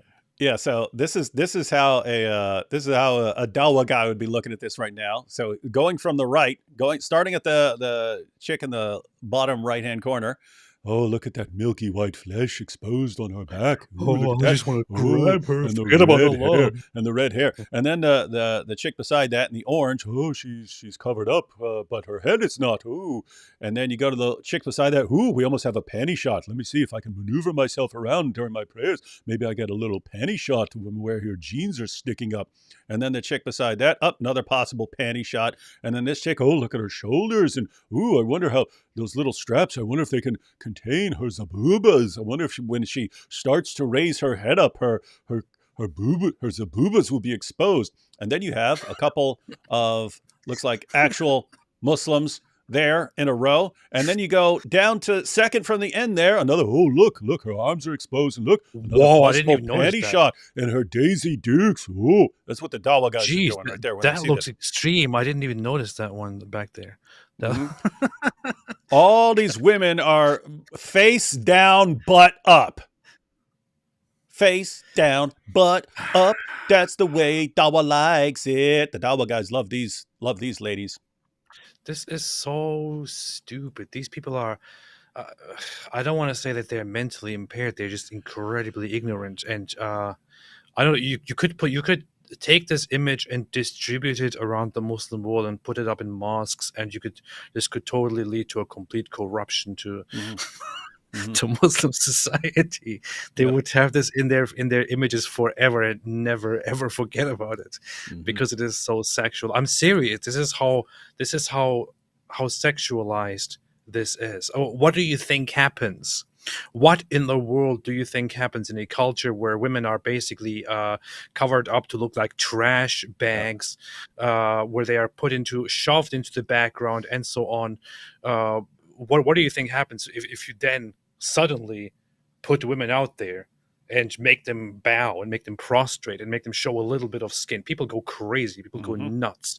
It is overly Lose their minds. sexualized, fueled by sexual repression. These people have no idea what they're doing. These absolute imbeciles. Yeah, pretty dumb. So, and look, they don't even have like real prayer mats and stuff. They're on like beach towels and stuff, face down, butt up in the air, thinking, oh, we're showing our solidarity with Islam. Oh yeah, they're going to want you to show more and to convert. And then the rules are going to change, and you're going to have a problem if you go out in public like that. All right, so Tired Kitten here responds, I'm an Iranian woman and have lived under the Islamic Republic for 20 and a half years. I moved to Germany. Why? Because I want to turn it into an Islamic hellhole. That's what people keep doing. No, that's not why she moved there. I moved to Germany because I thought the values I considered important would be respected in free Western countries. I'm leaving the Muslim world so I can get to a place that has better values. People cannot even imagine how triggering it is for us to see the unholy unity of Islamists and radical leftists. This is the very phenomena that changed the history of my country for the worse. I am beyond disgusted and disturbed. The women standing behind literal terrorists and Islamists saying prayers at universities to these women. You don't even know what you're getting yourself into. None of you have read the Al-Nisa Surah, that's Surah 4, where it is clearly stated that men literally own you and have the right to hit you if you refuse to have sex with them. Nope, she actually quotes it here. Surah 4, verse 34. Men are the protectors and maintainers of women because Allah has given the one more strength than the other, and because they support them from their means. Therefore, the righteous women are devoutly obedient. Isn't that interesting? Righteous women are devoutly obedient. You watch videos of all these Western converts, and it's, I'll decide for myself, and you guys can't tell me what to do because I decide for myself. It's all about just me and Allah. Me and Allah, we're mates. We don't have to listen to anyone else. We don't have to listen to the scholars, the Dawa guys, our husbands, nobody. This is how Islam works in our minds. Yes, Queen. Therefore, the righteous women are devoutly obedient and guard in the husband's absence what Allah would have them guard. As to those women on whose part ye fear disloyalty and ill conduct, admonish them first, next refuse to share their beds, and last beat them, lightly in parentheses because it's not actually in the Arabic, But if they return to obedience, seek not against them means of annoyance, for Allah is most high, great above you all. So beat them until they return to obedience. If your wife disobeys you, you beat her until she returns to obedience. Wow, wow, wow. Whoa, hey, she even... Yes, slay queen. What you are standing up for today is anything but being woke and progressive. You should have the right to protest and stand up for causes that are important to you. But fighting Jewish students, attacking them, not understanding the fact that the hostages have to be brought back home and no peace can exist before that happens is outright wrong. Interesting. You guys are wrong. What you're doing is wrong. People who truly advocate about and fight for human rights are not selective with the causes they care about. Caring about human rights is one thing. Standing up behind Islamists, waving Hezbollah and Hamas flags and saying slogans that are against Jews and outright radical are not it. Ouch. Ouch, ouch, ouch. Hashtag bring them home. Hashtag university protests. And she's specifically addressing this line of total dopes here. Duh, look how tolerant I am. I'm bowing down. Duh. Wow, wow, wow. Welcome. So I keep saying welcome to Islam, but my goodness, welcome to the intellectual level of college students in 2024. The greatest contribution of the protesters was to provide Islam with Islamic porn. That's good. Indeed. You don't have to say anything, AP. There's nothing. Sometimes there's nothing to say. I feel like anything I would say right now would be very, very horrible. So yeah. I just let it slide. Let it slide. So we have to agree with this comment from D. It would be funny if the converted campus kids made a woke version of Islam and spread. Yeah, but I don't think it will. It can last for a while. And Dawa guys will let it last for a while when it's convenient. And then they will crush it whenever it becomes not convenient. Art G says, hello, AP and D Wood. I'm confused as to why the Prophet compared some tribes to monkeys and apes and whether this comparison serves as evidence for the theory of evolution. Yes, it is evolution. Yes. Yeah, no, this is Allah punishing people by doing stuff. Devolution, yeah. Will she outrank the other wives because she's blonde? Yes. Yes, that is a huge status symbol for a Muslim in a Muslim country, having a blonde wife.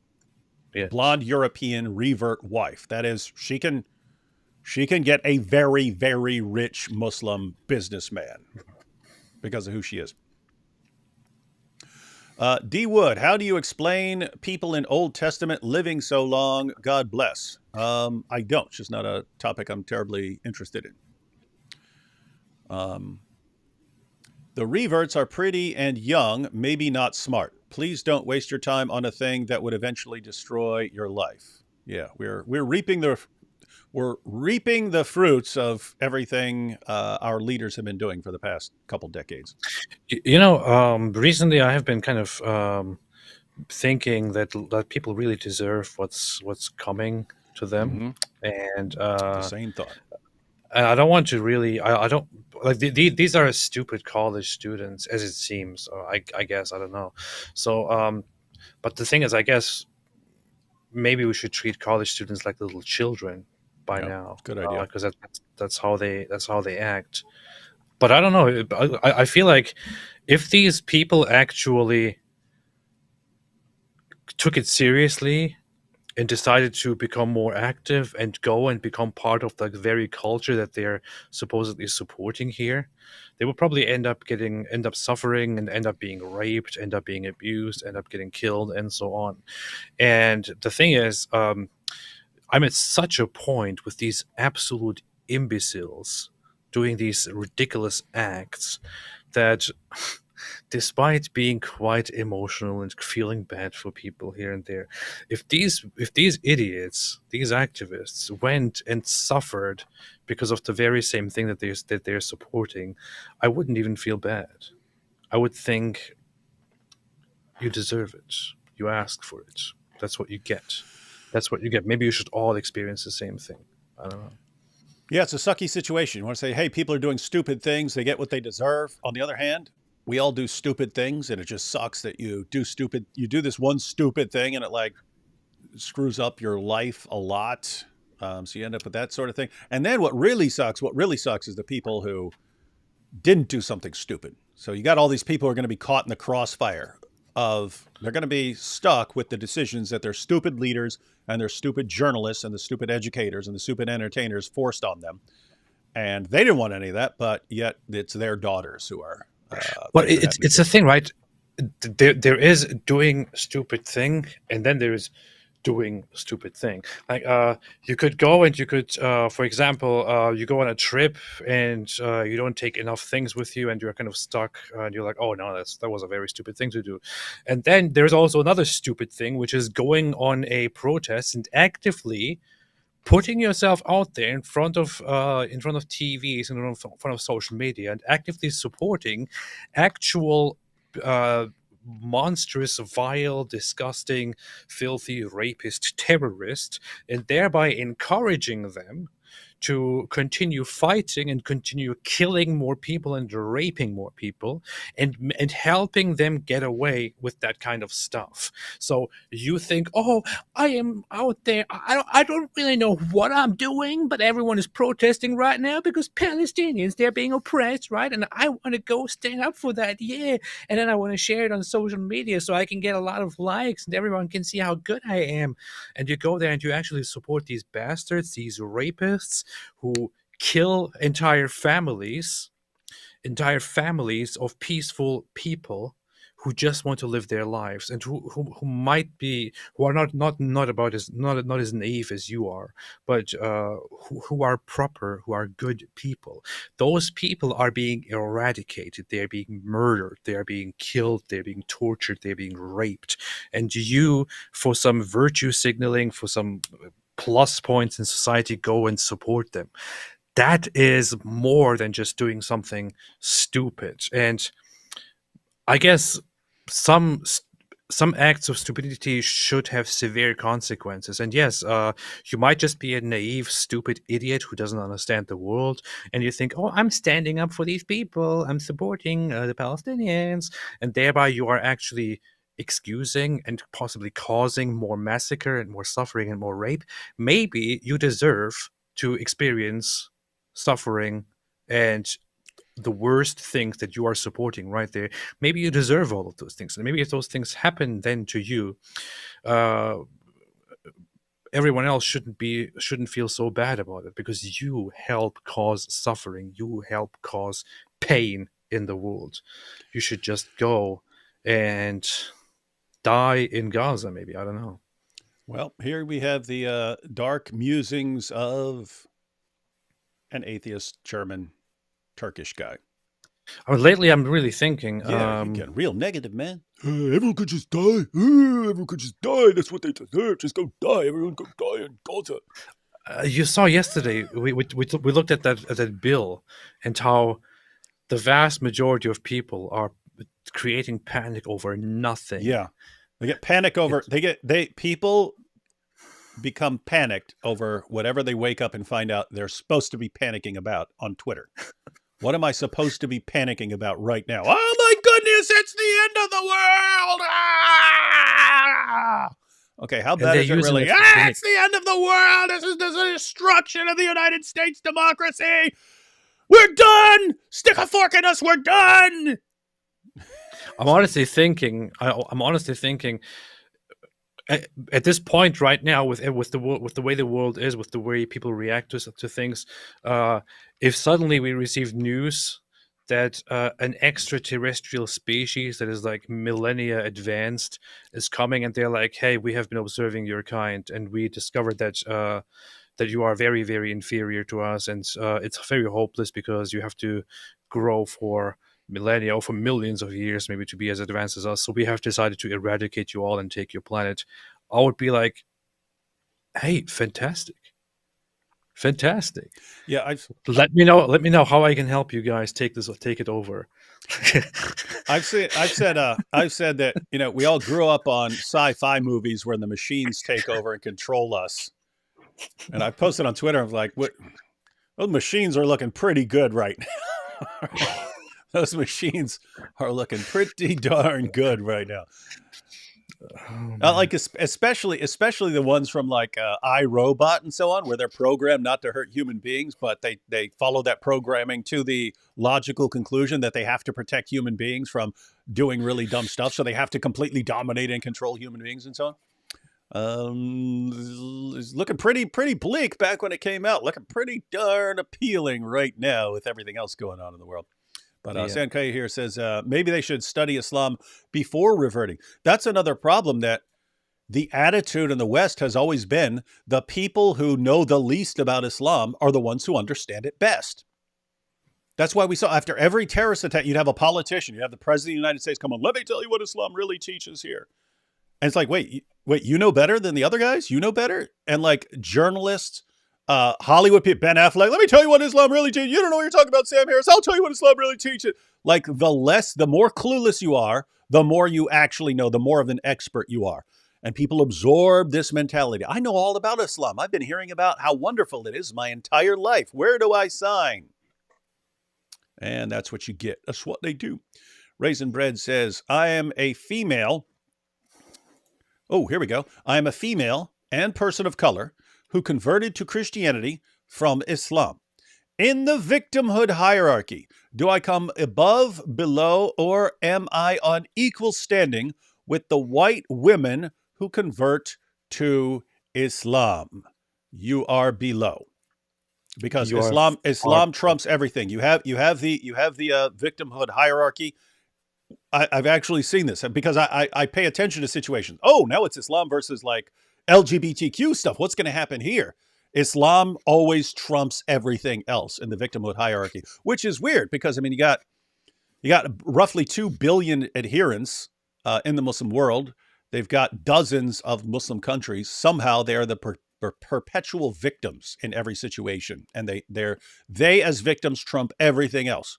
Doesn't matter. Jews, LGBTQ, women, racial minorities, Islam trumps everything. If you're a Muslim, you are the ultimate victim. Doesn't matter if you're rich, doesn't matter if you control everyone else around you, you are the real victim in all of this. You could even be black, and you could actually trace your lineage to slavery, and you would expect that in America, the overly social justice obsessed leftist people would treat a black person, a black woman, as a very great victim. However, even in this case, you would be less of a victim than a Muslim, and especially like if you are a black woman and you say something against Islam, they would actually attack you. Mm-hmm. You see that on social media. Indeed. It's so wild, so weird. It's pretty wild stuff. Any sense? Yeah, you wonder how long it's going to take for people to get rid of that stupid idea. Let's see. Somehow I feel like it is their bad luck they didn't come across your channels. I hear people saying they nearly became Muslim but found you guys. Yeah, and I think that may be connected to why it's more prominent on TikTok, because we're not really on TikTok. In TikTok, you had lots of the Dawa clowns go over there and start making tons of TikTok videos because the rest of us weren't over there, and it was becoming harder to make their points on YouTube because we would blast them instantly. But yeah, so I think it's more heavily Dawa friendly over there. Did you see that? Somebody asked about it earlier, but did you see that whole that announcement at the University of Chicago? The supply needs things that they're asking for. What do they need? I'll bring it to them. There were things like HIV tests. Yeah. So anyway, I bowed down to Allah for my prayers, and I didn't want to break my prayers when guys were sneaking up behind me and doing who knows what. And now I want an HIV test for my protest for Palestine. This is wild stuff. People have pushed me so far from Allah. Believe me, Blondie, that is for the best. Well, no, AP says she's already like in Dubai, and she will find a husband down there. Rich one. What? Very rich one. What? Wow. What? Okay. I'm. I just looked at the list and I noticed that the HIV test is not the worst thing that they're asking for. Oh, what? Like covering to use for oral sex and ew. stuff like that. Oh, well, Yeah. interesting. Yeah, we need this. We need this for our protest. Guys, we need basic humanitarian Yes, aid all these women are putting their butts up in our faces while they bow down to pray. What do you expect from us? What in the hell? The Guild of These guys Paranormal are Theology. so out of touch with whatever they're protesting for. Idiots, man. Paladin Wood, the Black Plague may have been a demonic plan to cause the Protestant Reformation. The times line up for the big points of the plague. Well, yeah, you can say anything is the cause of anything. That's a fallacy. I found out there's a new way of sexual harassment. Simply read particular hadith out loud in front of the victim to freak her out. For instance, like Sahih Muslim 83424. Don't try it seriously. Want to freak someone out? Sahih Muslim 83424. I would just go with the 3424. AKA 1453A. A messenger of Allah, I see on the face of Abu Hudayfa signs of disgust on entering of Salim. Oh, this is the suckling verse. Oh, yeah, the suckling one.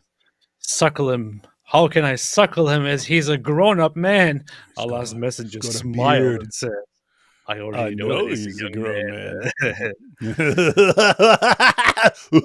Put your zabubas in his mouth. Do it. Let me watch you. I'm the on, why don't prophet. you I'm Just the put your prophet. boobs in his mouth. I know he's a young man. Just put him in his mouth. Put the zabubas. Give him the zabubas. Looks like This is Islam is about to bring down the wrath of Jin Z upon itself. This, whatever happens, it looks like it's going to be interesting. Looks like it. It is going to become an avalanche. Can we please get Lindsay Lohan in here to show these hussies the proper Arabic inflection? Yeah, that's what we need. We need Lindsay Lohan. Crazy how Islam, of all religions, is the one getting press in the West that leads to this. If it were Hinduism or Sikhism, they might get sold overpriced junk, but Islam is their pick, and wow. Yeah, they definitely picked a winner with that one. Great job, politicians, journalists, everyone. It's because Islam cries itself into dominance. Muhammad said to drink camel urine. Now we have uropathy science. Would you, AP, drink your own urine if science says so? Of course, I would drink it right away. Yeah, I would. Yeah, I'd drink my own urine if they said there's some great health benefit to it. Yeah.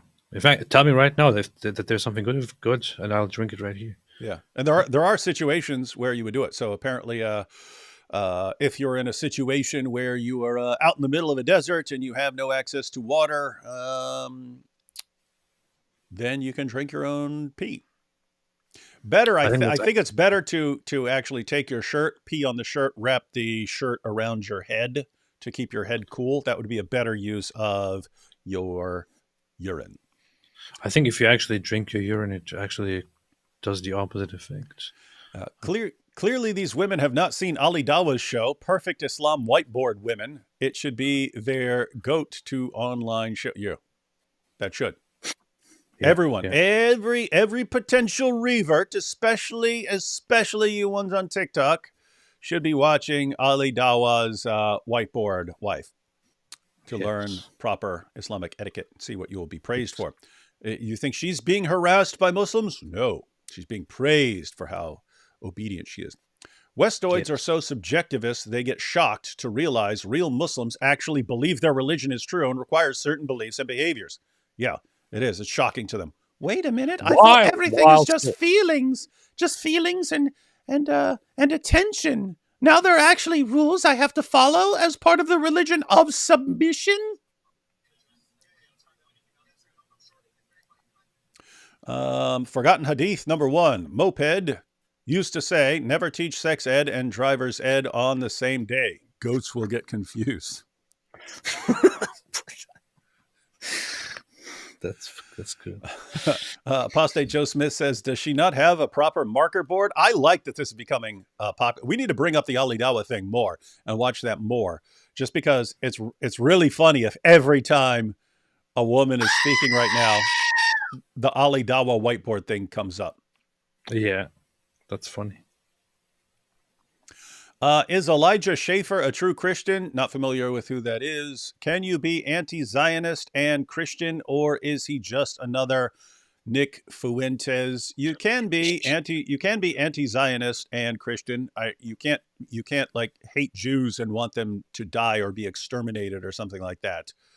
Elijah Schaefer is a full-blown Nazi sympathizing. Well, then he's a scumbag. Nazi sympathizing. Then he would sound. I don't know anything about him, but based on what AP has just said, he sounds like another Nick Fuentes. Yeah, he's one of those people who have been just putting out all kinds of horrible anti-Jew, Jews are disgusting kind of stuff. I like to go on Muslim sites and tell them I'm an ex-Muslim since we were all born Muslim, but I'm an atheist and have no objective morality. Mm-hmm. Yeah. Alhamdulillah. AP, thoughts on Bukhari 3849? Bugatti 3849. Sahih Bugatti. Oh, this is the one that says, narrated by Amr ibn Maymun. During the pre-Islamic period of ignorance, I saw a she-monkey surrounded by a number of monkeys. They were all stoning it because it had committed illegal sexual intercourse. I, too, stoned it along with them. Mm-hmm. Yeah. So it's a weird passage. But, I mean, the downside is that doesn't actually come from Muhammad, so Muslims can dismiss it and just say, hey, this is some guy talking. But at the same time, this shows the mentality of the early Muslim community. Alhamdulillah. Will the Quran ever get a Queen James version? If not, someone should make one. Before converting to Islam, she hoped to have children. Now she can only bring children. Children. Are there any golden showers at this event? You're talking about the college protesters. Hey, matter of fact, before we go on, AP, I got another video of college protesters. Ooh. AP, I have a video of college protesters mounting an offensive charge against police. I saw that. Using their garbage can armor. This is the charge of the woke brigade here. Half a league onward, all in the valley of death. Rode the 600. Are you ready to see these protesters mount their final charge against the police who are trying to control them? Here we have it. Yes. I could watch this 1,000 times. Here they come. Here they come. These are the protesters, ladies and gentlemen. Look.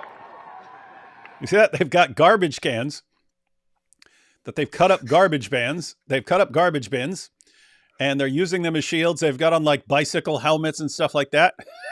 They're actually charging the police, and other protesters are cheering them on. I don't know what place this is. I saw someone say this is UCLA. I don't trust what I see on Twitter, so I don't actually know where this is. But if anyone knows, you can let us know. But they're actually charging police. And it's funny because they're using garbage cans, and this is before your time, AP.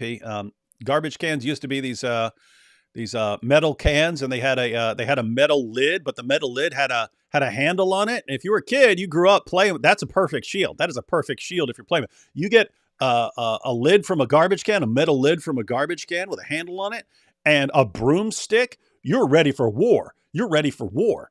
If you can ride your bike without hands, which all of us could, you can have your shield and your broomstick and be jousting on that thing. And so it's interesting that these guys decided to use that route against police, actual police and riot gear. So let's see how this goes. Look at this. This guy's into it. Woohoo! Go, yeah. Go, protester, go, go. Oh! He ran right into the cops.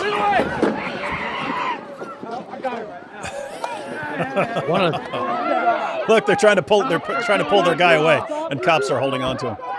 Oh man, What an imbecile! So I not wish only I did had. he assaulted a cop, and he also he didn't even get away. He got caught. Good Yeah. luck. but, Good but luck. this is awesome. Ruined your life. Charge of the Idiots. woke brigade here. Here we go. Here we go. Just got to see it one more time. Here they come. Here they come. They're cheering. They got an army. And it's funny, like, but around the corner, they're like, "Look how many we are!" Like, some of them got umbrellas and stuff. I don't know. I guess the umbrella. What are they trying to guard against if the police hurl tear gas at them or something like that? You got umbrellas and then garbage can shields, and they charge right into them. They're thinking, we can take these guys. Here we go. Yeah. It almost sounds like the rebel yell a little bit. Yeah. Hear it? Got the rebel yell going on. These rebels. Oh! Why couldn't we have that? This guy ran right into him. No. You just ran into a cop. You're not going anywhere. You're not going anywhere. I wish I had like 10 minutes of whatever happened there instead of this short little clip.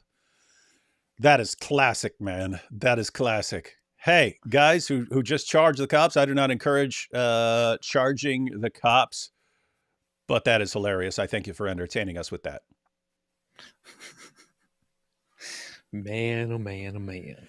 That's where we're at with the college protesters using garbage cans to charge police and riot gear. We're dealing with the top brass here, ladies and gentlemen. We're dealing with the top brass. Let's see. If Germans convert to Islam, we are... Oh, did you have something? Did you want to say something? No, we are going to talk about the thing, right? Elon What? Musk's announcement About... Yeah. Yeah, we got two more topics to cover. Okay. We got two more topics to cover. If Germans convert to Islam, we are going to have a lot of problems. That's not a good mixture. Guess what? AP, can you think of some German leader at some point who thought it would be the perfect mixture? Yes, Adolf Hitler. He said, why did Germans have to be Christians? Why did they have to be Christians with its meekness and flabbiness? Why could it not be the Islamic religion, the Mohammedan religion, which glorifies violence and the martyr? Or why not the Japanese religion? Why did it have to be Christianity? So he loved Islam, and he also, in another instance, he also talked about how his wish would be that the Muslims had conquered Europe, and that the Germans would have become Muslims, and that the Germans would then have become the leaders of Islam, because the Arabs, as inferior people, wouldn't be fit. In Europe, so Germans would take over and they would conquer the world with the perfect religion of violence, Islam. Yeah, so he believed that the Germans were intellectually and biologically superior to the Arabs, but that the Arabs had a superior ideology for conquering the world. And he believed if you combined those things, the German people with the ideology of Islam, you would get something that will conquer the world. That was his dream. That was what he wanted. And somehow the German people decided, let's make Hitler's wish come true. But it doesn't even make sense, because if German people are intellectually superior, then they wouldn't accept Islam.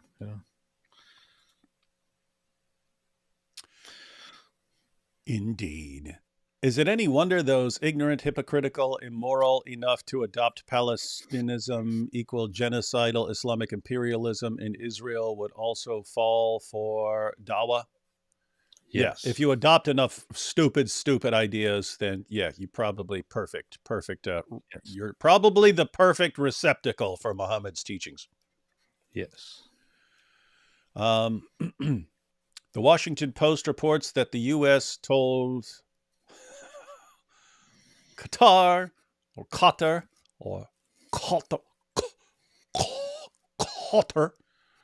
that it should expel Hamas if the group continues to reject a ceasefire with Israel.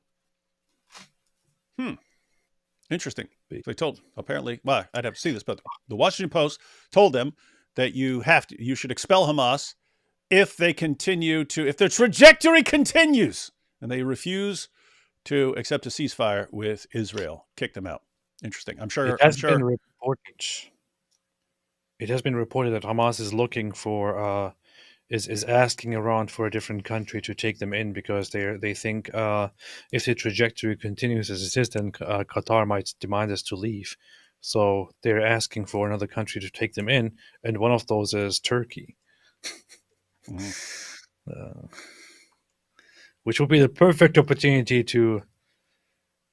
Anyway, yes, to deal with the Turkey. Fresh trim AP, take notes, D Wizzy. No, will not happen. Alhamdulillah. Why do you call them reverts? Reverts are people born into a religion, fall away, then come back. Aren't they converts? Yeah, but according to their religion, they were born that way, then were led astray, then went back to it. So they're reverts. That's their view. Yes, we think that view is stupid, but I do it kind of as like mockery, like these reverts. College kids already made a woke version of Islam that spread. They were called the Young Turks. Not very funny, though. No, they weren't funny at all. AP, sometimes you gotta just remember, women be trifling. Sigma music plays. AP disappeared, and he's not even around to hear it. What do you say? AP.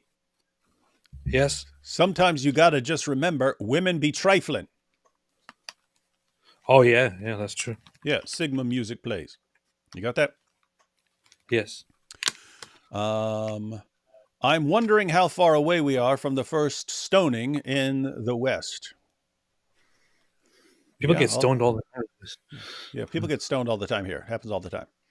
Yeah. What Islam has to do with the Palestinian freedom oppression? Why pray as Muslims? I thought the war is about land. Funny that the same people that call Merry Christmas offensive now pray and chant like racist terror. Yeah. Mm-hmm. Yes. Yeah. We're Moo. Yeah. There's no one's claiming that any of this makes sense. It is complete incoherent insanity. It's at the end. Oh, this is a song. It's the end of the world as we know it, and I feel fine. I feel fine because part of me is kind of morbidly curious about how far we can go with this stupidity. AP being the Turkish Benedict Arnold betraying all of humanity for some crusty third-rate aliens is the least surprising thing I have ever heard. They always Fair make point. these movies where these aliens invade, and then people are like, "No, I will stand up to this and defend humanity until the last of us dies." I'll be like, I don't care. Let me know how I can help. Mm-hmm. Let me know how I can help take over it because this is hopeless, and I have more hope in you guys. So. Take a big tree branch, yell there, Garkad power.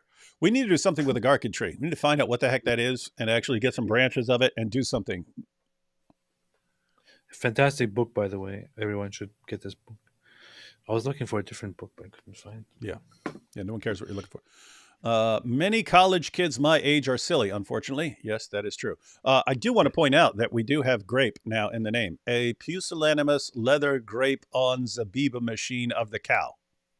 Based. That is as complete a name for this channel as any I have seen. Random person said, check out Destiny Debate versus Suleiman on Fresh and Fit. Suleiman did Elite Takia on Aisha's age at the end of the debate. That's perfect. That's a perfect topic. Ooh. Suleiman versus all the Dawa guys. Ooh, that's going to be interesting. Ladies and gentlemen, I predict we will be covering at least some of that discussion this weekend. I might just want to go through it tomorrow, honestly. Yeah. You should check it out tonight, and then we will go through some of it. Wait, more on the aliens? AP says that he will help the aliens take over Earth. The aliens will tell AP that he can help, but he will be their slave and have to face their home planet 5 times a day to pray. Gonna have to face their home planet. I'm fine with it. D Wood, your girl voice sounds like Mr. Hanky. Well, that's my goal in life. But that's what girls sound like. Someone should just someone should host a pork-only barbecue with a halal pork sign next to a mosque and record the interactions. Can y'all set that up? That would be funny, man. Put one of those street barbecue things up and advertise it as halal pork, and see what happens. And just record. That would be based. Start playing metal music on loudspeakers. There we go. When it comes to those protesters, the charge of the woke brigade. That's why, I don't know how many years we have left, but that's why the Benny Hill theme song needs to become public domain, so we don't get blocked for playing that when people do stupid stuff like that, because that is extremely, extremely important stuff. All right, AP. What? All right, AP. You wanted to talk about your hero, Nick Fuentes? The what song? You wanted to talk about the Benny Hill song, man. It's before your time. There's a song. You probably have heard it before,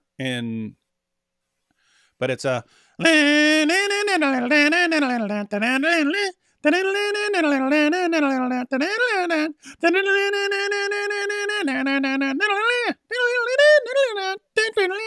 people are running around doing stuff real fast and stuff, it just makes everything hilarious.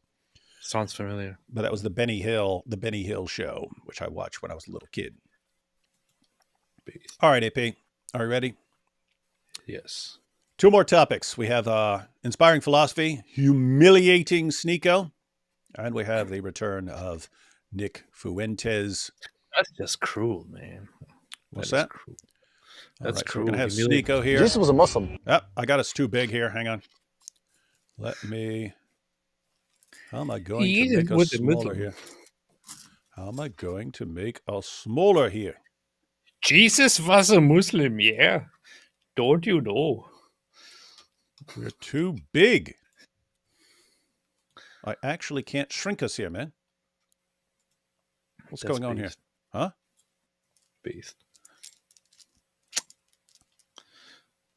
Hang on. Not letting me shrink us. And if the trajectory continues, here we go.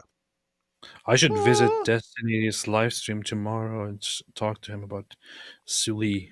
You should. Hey, dude, you should. I don't know. We don't know what Destiny. We don't know what Suleiman's Takia allowed him to deceive Destiny about. So if he actually got away with anything, you should invite Destiny on and we could go through some sources. We'll actually go through the sources. Could do that, yeah. That'd be good? Yeah, maybe. All right. So here we have, ladies and gentlemen, we have our good friend Sneeko again, and he's all dressed up for Dawah, and he's in the backseat, I think, with a Catholic guy, and Sneeko is doing his Dawah. But guess who's having none of it today? Our good friend Mike Jones, retired rapper Mike Jones, inspiring philosophy, is going to be responding to Sneeko, who all he ever does is give like the Dawah script. But you start to see how bad it is. Even though he's using the exact same claims that your average Dawah guy would use, look at how easy this is to rip apart. And you should all be wondering, Christians of the world, you should be wondering how these guys get away with this when it is so easy to completely debunk and dismantle. Let's watch some of this. Jesus was a Muslim. No, he wasn't. I know you're Catholic. He was. He can't be a Christian. How could Jesus be a Christian? We don't teach Jesus as a Christian. Followers of Jesus are Christians. And this is a false dichotomy. Just because Jesus is not a Christian, that doesn't magically make him a Muslim, Sneeko. This is very important. This is every time Sneeko speaks, there is some sort of logical fallacy. So inspiring philosophy just pointed out the false dichotomy, meaning where you say, well, if it's not this, so it must be this. He's not a Christian because a Christian is a follower of Christ. So Jesus isn't a Christian himself. So if he's not a Christian, then he must be a Muslim. That's what Sneeko just claimed. If someone isn't a Christian, he has to be a Muslim. Those are the only two. That's why it's called a false dichotomy. You're saying these are the two options when there are an endless array of options. I just break it down and just use words that everyone can understand. It's like this. Hey, did you know that Jesus was a Muslim? No, he was not. Are you saying that Jesus Christ was actually a follower of Christ?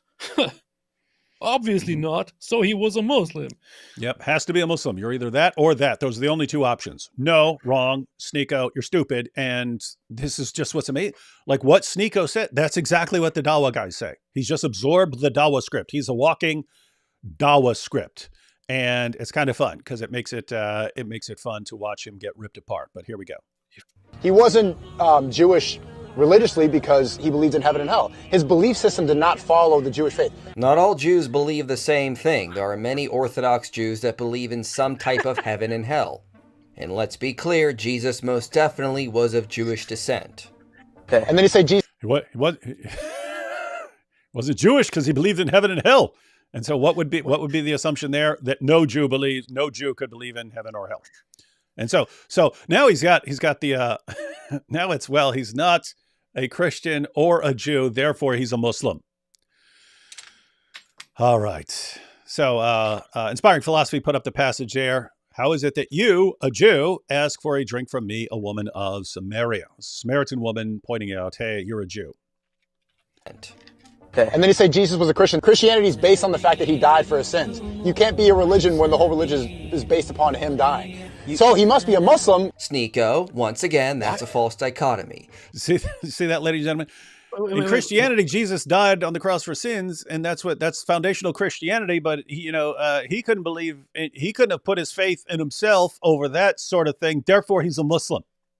Wow, man, this is just. This is like the dumbest thing ever. And I guarantee, without even looking, I guarantee you, wherever that clip is, Muslims, oh, alhamdulillah, Sneeko's so powerful with his dawah. Oh my goodness, he's so great. Every single thing he says involves a fallacy. Every single thing. You could have a serious scholar sit down here and present the most amazing research for an hour, and they'll be like, "Oh, this is wrong. It's wrong." And then you have Sneeko saying, "Well, there's a whole religion based on Jesus dying. It doesn't make sense." And the audience is like 60,000 people are like, "Yes, brother, mashallah." Mm-hmm. This is why I would totally help the aliens. I would choose the aliens. Here we go. Let's get more Sneeko here. So he must be a Muslim. Sneeko, once again, that's a false dichotomy. It doesn't logically follow that because Jesus is not a Christian, he therefore must be a Muslim. Jesus taught us that he existed before Abraham was born, that we must be baptized in the name of the Father, the Son, and the Holy Spirit, that we must partake of the Eucharist, which is his real flesh and his real blood, that he came to die, atone for our sins, and resurrect. And on the last day, it is going to be Jesus who resurrects us. Doesn't sound like a And Muslim. this is just a fraction of the many things Jesus taught that are not in line with Islam. Because in the Bible and the Quran, Jesus put his head to the floor and prostrated and prayed like a Muslim do. There you have it. He bowed down and put his head on the floor to pray. Let me go ahead and read that. You have that in Matthew 26. You have that in Matthew 26. Here's the verse, and here's how Muslims read it. Going a little farther, he fell with his face to the ground and prayed. You see, he fell with his face to the ground and prayed. You see, Muslim, what did he pray? They stop it right there. I've seen it over and over again. I've seen them stop the quotation right there. Going a little farther, he fell with his face to the ground and prayed, my Father, my Father, my Father, my Father, if it is possible, may this cup be taken. My Father. He can't have said that because the Quran said, because according to the Quran, Allah gets incredibly angry about the thought of, asserting that somebody could call Allah Father, or people could call themselves sons of Allah or children of Allah. So this is not possible. Jesus can't have said these things. Yeah, so AP, you're an ex-Muslim. Let's get your expert opinion here. When Muslims pray, and we have Sneeko right there praying in the mosque right there. When Muslims pray, do they start their prayers, my Father? Nope, because that would be unacceptable. It would be blasphemy, and you would be out of the bounds of Islam. Huh. And so Sneeko is saying Jesus here must be a Muslim because he's praying like a Muslim, and he isn't praying like a Muslim at all. And if he prayed like this, Muslims would be pretty darn upset with him over this. And so, interesting. All right, let's back this thing up. But nope, he must be a Muslim. What's up? Well, it could be that that the gospel recorded it correctly up until that spot. Mm-hmm. Yeah, got that. But our good friend Inspiring Philosophy is going to point out another problem, and then I'll probably point out another one as well. Quran, Jesus put his head to the floor and prostrated and prayed like a Muslim do. You know, Sneeko, if you like Jesus so much, why don't you do what he commanded? Be baptized in the name of the Father, the Son, and the Holy Spirit. And Jesus didn't always pray with his face down. In John 17, it says he lifted his eyes to heaven and prayed. In Mark 11, he instructed you could pray while standing. Pray while standing. And you ask like, oh, but... And by the way, there's another fallacy. I don't think IP points this one out. This is a fallacy. So guys, notice the reasoning. Muslims pray with their heads to the ground. Jesus prayed with his head to the ground. Therefore, Jesus is a Muslim. If you don't know what an actual fallacy is called, ladies and gentlemen, you can always just start inserting some other ingredients into it and then see if it makes sense. So the fallacy here, the fallacy is actually called the fallacy of the undistributed middle. You don't need to know that. Just think about other ingredients. So Muslims pray with their faces on the ground. Jesus prayed with his face to the ground. So you can ignore the other passages where Jesus looks up to heaven because they'll ignore all those. They'll just go with the one that actually fits. And it will ignore the fact that he says, my Father. We'll ignore all that. We'll ignore the fact that none of this lines up with Islam. Just ignore everything else in the entire rest of the New Testament. Just Jesus puts his face to the ground. Does that make him a Muslim? That's Sneeko's reasoning. He doesn't know that this is the fallacy of the undistributed middle. Muslims pray with their faces to the ground. Jesus prayed with his face to the ground. Therefore, Jesus was a Muslim. All you have to do is change the ingredients a little bit and see if it works. Dogs like steak. I like steak. Therefore, I'm a dog. Yep. Dogs are mammals. My cat is a mammal. Therefore, my cat is a dog. Yes. Does any of that make sense? It's the exact same it's the exact same argument structure. This or this also or therefore this is this. Total fallacy. Idiotic. It's insanely idiotic. It is standard day one Dawah script. Why? Why is the entire foundation of Islamic Dawah lies, deception, and fallacies? If Islam is the truth, why would it need this? Why would it need this all the time? But let's let Sneeko continue. Islam was created 500 years later. The definition of Muslim means one who... And you ask like, oh, but Islam was created 500 years later. The definition of Muslim means one who serves God. Then by that definition, all Christians that believe in the Trinity can claim to be Muslims. Jesus served God. He was spreading God's... What? That's not what it means. That's not what Muslim means. The Muslim literally means one who submits, and then it is then inferred by one who submits. We mean someone who submits to Allah. That is what it is supposed to mean. And we already saw. We already saw. 465 says it's not just submit it. You have to submit in a particular way. There are requirements.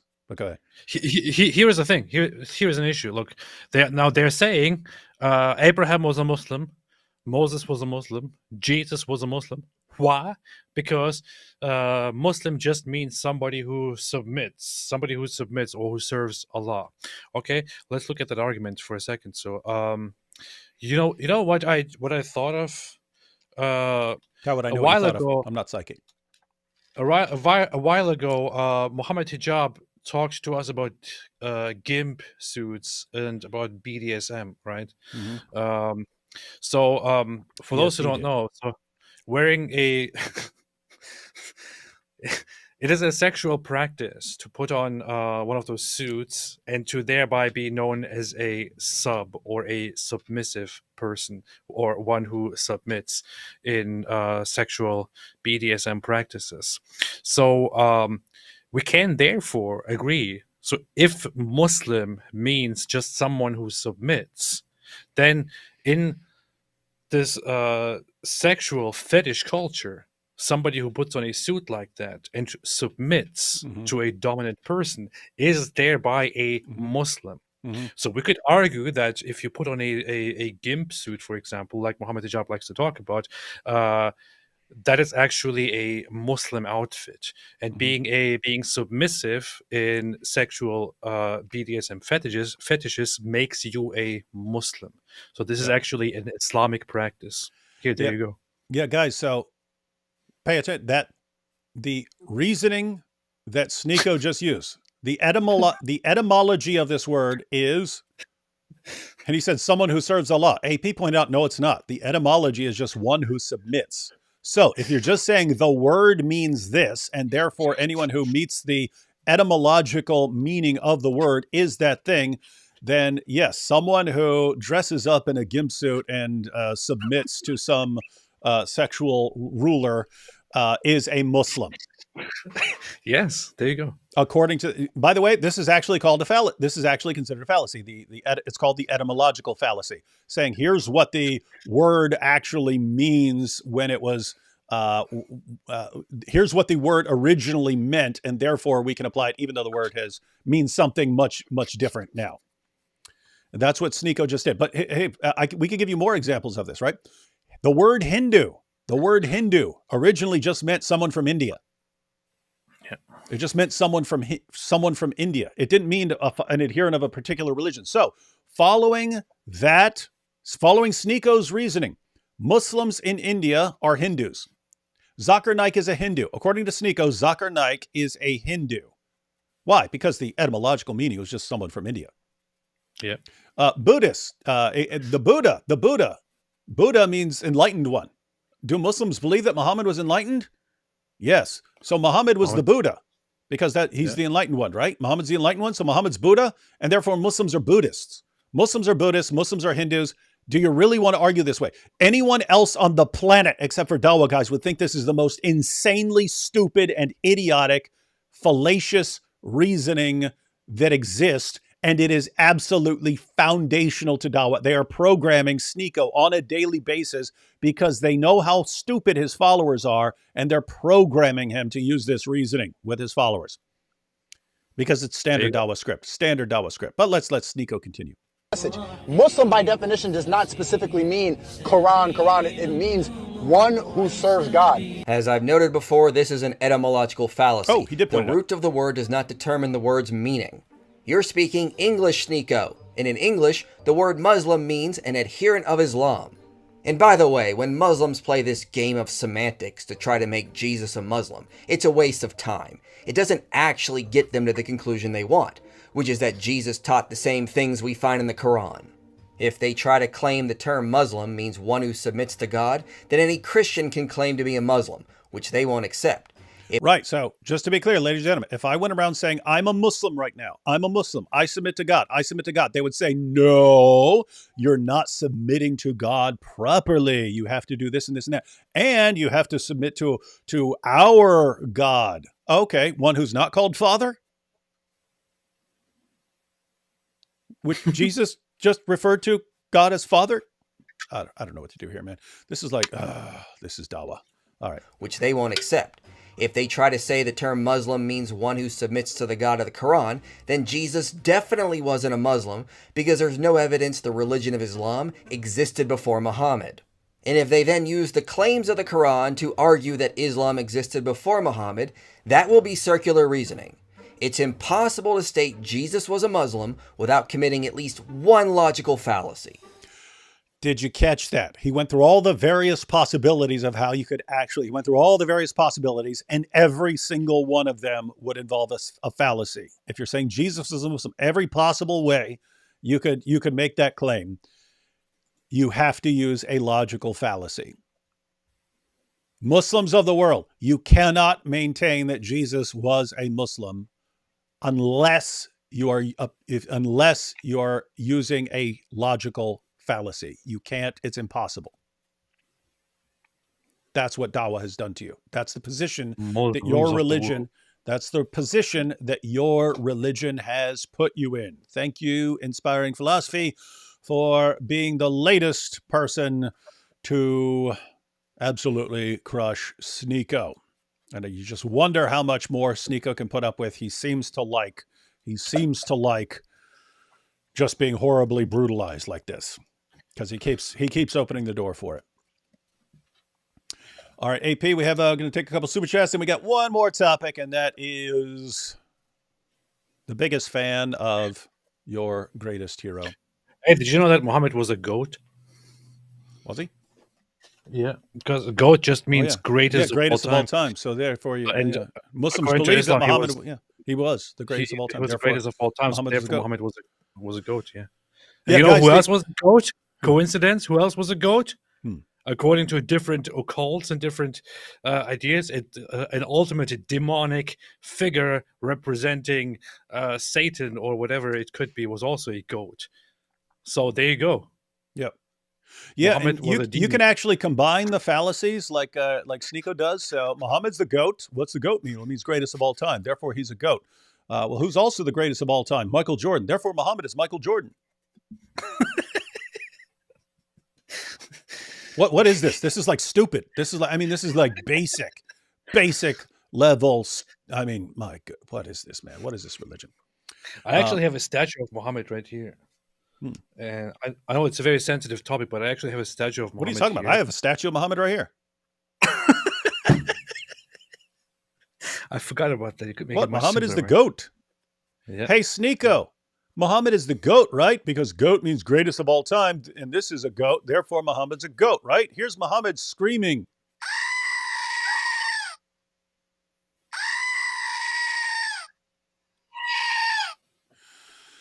Welcome to Dawa, ladies. This is what Dawa does to people. You just saw it. All right, we'll take a couple super chats. Then we got one more easy It topic. also makes such a sound. Look. Mm-hmm. Imagine denying the Son of the Living God for brownie points from a culture you don't even understand. We need a D Wood-led rosary live stream to wake them up. Yes. Not sure people are going to be waking up. Oh, not reading that one. Sophia says, I live near one of the protesting universities. Your streams help me cope with the hate and stupidity students post. Example, map of Israel as Palestine. Yeah, we've seen that a lot. Ali Dawa tricked you again. It was smiles with the whiteboard. You see? And it always could be. I mean, smiles to Jenna's the one who feeds him grapes. So, yep. Was camel urine part of the humanitarian demand? Any lists for demanding camel urine? No, I didn't see it yet. No. I am become trash can, destroyer of worlds. Those protesters were awesome. They legitimately cracked me up the way they're marching out. I'm sure someone has already put that to some epic music. I'm sure that's happened already. Because that was one heck of a charge. Oopsie, I just popped this protester. Oh yeah, that's why they need the HIV test. Christian the Christian, what's crazy to me is the pro-Palestine people are saying it's a genocide, but at the same time, they actually call for genocide of Israeli Zionists. Yeah, no one is accusing these people of being consistent.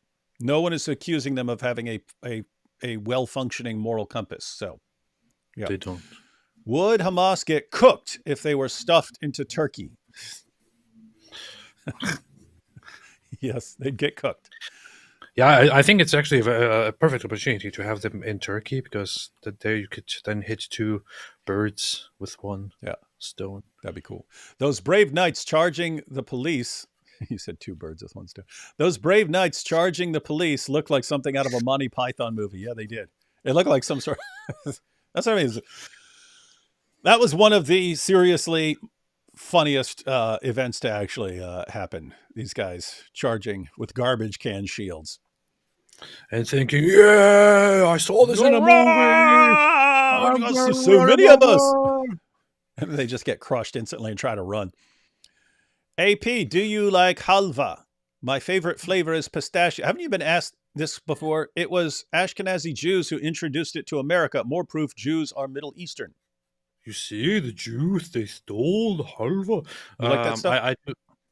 I don't terribly long for it, but I used What's to that, like ice eat it. cream or something else? No, it's like I don't even know what that is. What you call that? But it's like it's some very basic sweet snack thing that is kind of hard. ish. I don't know what that's made of and what it's called. Sounds delicious. I could eat it all day long. AP is gray-pilled. Gray for aliens. AP is gray-pilled. Sad. Yes. That is true. Yeah. IP has never disclosed his Christian denomination. The real presence is biblical. Get a Bible that has Jesus' words in red. Then read John chapter 6. Yeah, IP doesn't never mentions it, but I think he's letting the cat out of the bag with some of the things he says. Where's the kid? Abu Ahruf. So when Muhammad went around his wife's without doing wudu afterwards, he wasn't a Muslim. Not once, not twice, not 8 times. Disgusting Muhammad. Yeah, Muhammad would, for anyone who doesn't know what we're talking about, Muhammad would have sex with all 9 of his wives and then take 1 bath in the boiling hot Arabian desert. Imagine the smell if you're in wife number 9 before his bath. Ugh. Imagine him touching you. Imagine him touching you. He's covered in the sweat of 8 different brides before he gets to you. Ugh. Maybe there was something ritually like important about it in a sense of establishing a sense of family and a sense of community where it's like that's what it is. Delivering the bodily fluids of one wife to the other wife and so on, and thereby creating unity. Indeed. Something's got to be something good. Jesus is a Muslim. Sneeko is a Muslim. Jesus called God Father. Sneeko must call God Father. Guess he's an apostate. Yep, Sneeko's an apostate following the same reasoning that he uses for dawah. Based. Orthodox Jews bow and prostrate themselves on the high holidays. Does that make them Muslims? According to Sneeko, yes. Absolutely. And so they're the true Hindus Muslims. They're the true Muslims. So why would they be kicked off the land when they are true Muslims? There is a Hindu practice of prostrating as well, although it looks it is more like the pretty much everyone has a culture of prostrating. You go back to the Greeks and so on. Even though they're bowing to pagan gods, they have a practice of prostrating. Therefore, they're all Muslims because they all bow down. And if I punch you in the face and knock you out and put you on the ground, then you also prostrate. You're a Muslim. This proves that you're a Muslim. Good thing Sneeko is here to set everyone straight. We have been misunderstanding this for years. His dedicated research is unparalleled. Absolutely. Goat screams Allah. Goat screams Allah. I can't not hear it. Does it actually sound like Allah if you think about it? Let's see. It actually does if you think about it like that. Yeah. There's a little Here you go. Watch this. Akbar. Yeah. There's a little bridge there in the middle. Right. Like, Hey, I wonder if we could actually pay, we find out who make these and we could pay them someone made in China. If we could actually pay someone to make it Allahu Akbar, that would be funny. That would be classic. All right, one more super chat here, and then we're gonna go into our final topic of the day. I used a seer stone to reveal a gold Bible. Therefore, Muhammad used the black seer stone to reveal the Quran. You see, I got this. Yeah, apostate Joseph Smith. It's Joseph Smith. It's the actual Joseph Smith. He used a seer stone for his gold book. What are you doing with your goat? You know what's the stupid thing? When I got this, like the day that I got this, I picked it up and I only touched the ear and it fell off. What? So would you glue it back on? I had to. I put Gorilla Glue on it and left it somewhere. And that's good. That's good. All right. One last topic, ladies and gentlemen. AP, you heard of this? Have you heard of this Nick Fuentes guy? Some people call him Nick. Some people call him Nick Fritos. But Nick he's what we, I don't know what he considers himself. He's what we would consider some sort of like neo-Nazi and so on. I've seen him say says he's a Christian nationalist, which is Christian nationalist, and apparently, I think like white nationalist, he wants a white Christian Catholic, a white Catholic nation that is only for white Catholics or something like that, right? That's what he's fighting for. Yeah, And he wants a white nation. Wants to get rid of race mixing, and he wants segregation. He wants a theocratic, fascist Catholic state, which explicitly embraces and teaches Catholicism, and no longer the corrupted Protestantism either. yeah, and even though And which there all are even persecutes Jews. even though there are lots of groups in the world that would interfere with his white Catholic dream nation, where him and his groypers can sit around being as super white and Catholic and crushing everyone else. Even though there's all kinds of groups that could stand in the way of that, right? Every different race, every different religion, every different sect of non-Catholic sect of Christianity and so on. Everyone would be an obstacle to that, but there's one particular group he hates way, way, way, way, way, way more than every other group. And that's the Jews. And I don't know what he said, but at some point he got banned from Twitter, I think in like 2020 or something like that. Yeah. And he's kind of, I'm guessing he got banned from YouTube because I haven't seen him there.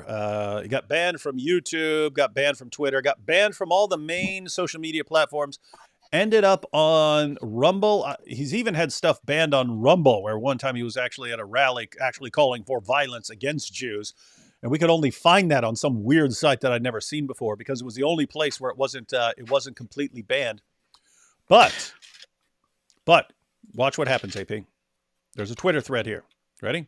Got a little Twitter thread. Turns out he does have a lot of fans, especially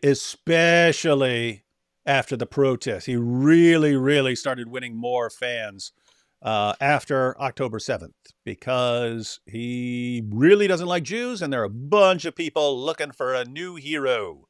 And Nick Fuentes is that hero for Jew haters of the world. Muslims now love him. They're celebrating him. Neo-Nazis, everyone's celebrating for old Nick. But let's check this out.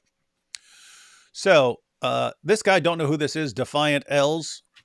He says, describe Joshua in 2 words or less. And he's talking about this other person's tweets here. Joshua P. Hill. So look at what Joshua P. Hill. So Defiant L is pointing out how silly this guy is because these are posted only 2 days apart. And this is recent. So on 4/25, so April 25th, let this radicalize. Joshua P. Hill posted, today starts with cops attacking students for their solidarity with Gaza in Atlanta, Chicago, and Princeton, New Jersey. The Free Palestine movement, like every single movement for a better world, requires the abolition of the police. Got that? Got that? The Free Palestine movement, like every single movement for a better world, requires the abolition of the police. This guy wants police abolished so that these wonderful movements can make a better world. Get rid of police. He said it. He's not saying defund. He's saying abolish. Abolish the police. 2 days later, same guy. White supremacists are now marching in Charleston, West Virginia with no police in sight. So now he's complaining that police aren't stopping this. So he wants police not interfering. He's saying, oh, look at this. Police are interfering with the protest. Hey, we have to abolish the police. 2 days later, hey, look, white supremacists. Why aren't police stopping this? We need more police. Interesting fellow. So anyway, Defiant Els says, describe this guy in 2 words or less. And then Elon actually responded with his 2 words. His 2 words are goldfish memory. He posted completely contradictory demands only 2 days apart. Yes, we need more police, and we need to abolish the police. So Elon just jumped in there and responded to this dude. But guess what? That's when the groypers are going to jump in. He posted completely contradictory demands only 2 days apart. Elon's pointing out how silly this guy is, how incoherent the person's thinking is. So that's what Elon posted. A groyper is there to respond, and responds to Elon's tweet with, you work for Jews. You work for Jews. Elon says, hey, this guy's incoherent. And the response is, "You work for Jews." Look at the channel name. Gas. What do you think that means? Christ Futurist Z. Gas. He names himself Gas. But he says to Elon, "You work for Jews." And then he quotes Nick Fuentes, who says, "What does it say about our society that the cops let BLM torch our cities but won't let students criticize Israel?" Yeah, isn't that interesting, AP? Students aren't allowed to criticize Israel. I haven't seen any criticism of Israel since October 7th. Absolutely none whatsoever. Students just aren't allowed to criticize Israel. Thank you for pointing that out, Nick Why is Fuentes. nobody allowed to criticize Israel? I never hear anybody. Yeah, I've never heard a criticism of Israel, not once in my entire life. Thanks, Nick Fuentes. And he says, what does this mean? But since students are not allowed to criticize Israel, it can't happen. It means that Jews control America. That is the obvious conclusion. Jews control America. The evidence, the proof, is that students are not allowed to criticize Israel. You've never once in your life, ladies and gentlemen, heard or seen from someone, a college student, criticizing Israel. It's impossible. It will never happen. And so that's what Gas here, a fan of Nick Fuentes, said. You work for Jews. Everyone is working for Jews. But it's not done there, because Elon responds to the groiper. Probably the greatest moment of that groiper's life, Elon Musk responding to him. He says, while I don't condone all the actions of any one group, I must admit to being openly philo-Semitic and generally try to see the good in all people, unlike the groipers. So he says, hey, I don't condone all the actions, but I do like the Jews. That's not going to go over well with the groipers. Well, let's see. Then we have Goya Bean Groiper. The groipers are good at stalking and harassing people. But Goya Bean Groiper responds to Elon's comment, and he says, bring Nick Fuentes back on Twitter. He has been banned since 2021. What happened to your promise, big guy? Promise for freedom of speech. So they called him out. And Elon replies, very well, he will be reinstated, provided he does not violate the law, and let him be crushed by the comments and community notes. So Elon believes that Nick will be crushed by the comments and the community notes. It is better to have anti-whatever out in the open to be rebutted than grow simmering in the darkness. So this is Elon Musk, who bought Twitter, saying that Nick, who's been banned for 3 years from Twitter, saying that Nick will be allowed to return to Twitter as long as he doesn't break any laws. And he says it's actually better if you get it out in the open. And someone, Ashley St. Clair, responded to Elon, said, this will get enormous backlash, but if it is to be a free speech platform, it is the right move, the perfect move. I say this as someone who has been viciously attacked by his followers for years now. I do believe Nick was also incredibly radicalized as a result of censorship. And then Elon responded to that. Fate loves irony, but hates hypocrisy. I cannot claim to be a defender of free speech, but then permanently ban someone who hasn't violated the law, no matter how much I disagree with what they said. This will probably cause us to lose a lot of advertisers and makes me sad, but a principle is a principle. So Elon is saying if he's going to be the champion of free speech here, he has to walk the walk, and even someone he completely disagrees with, like Nick Fuentes, he says, is going to be welcome back on the platform.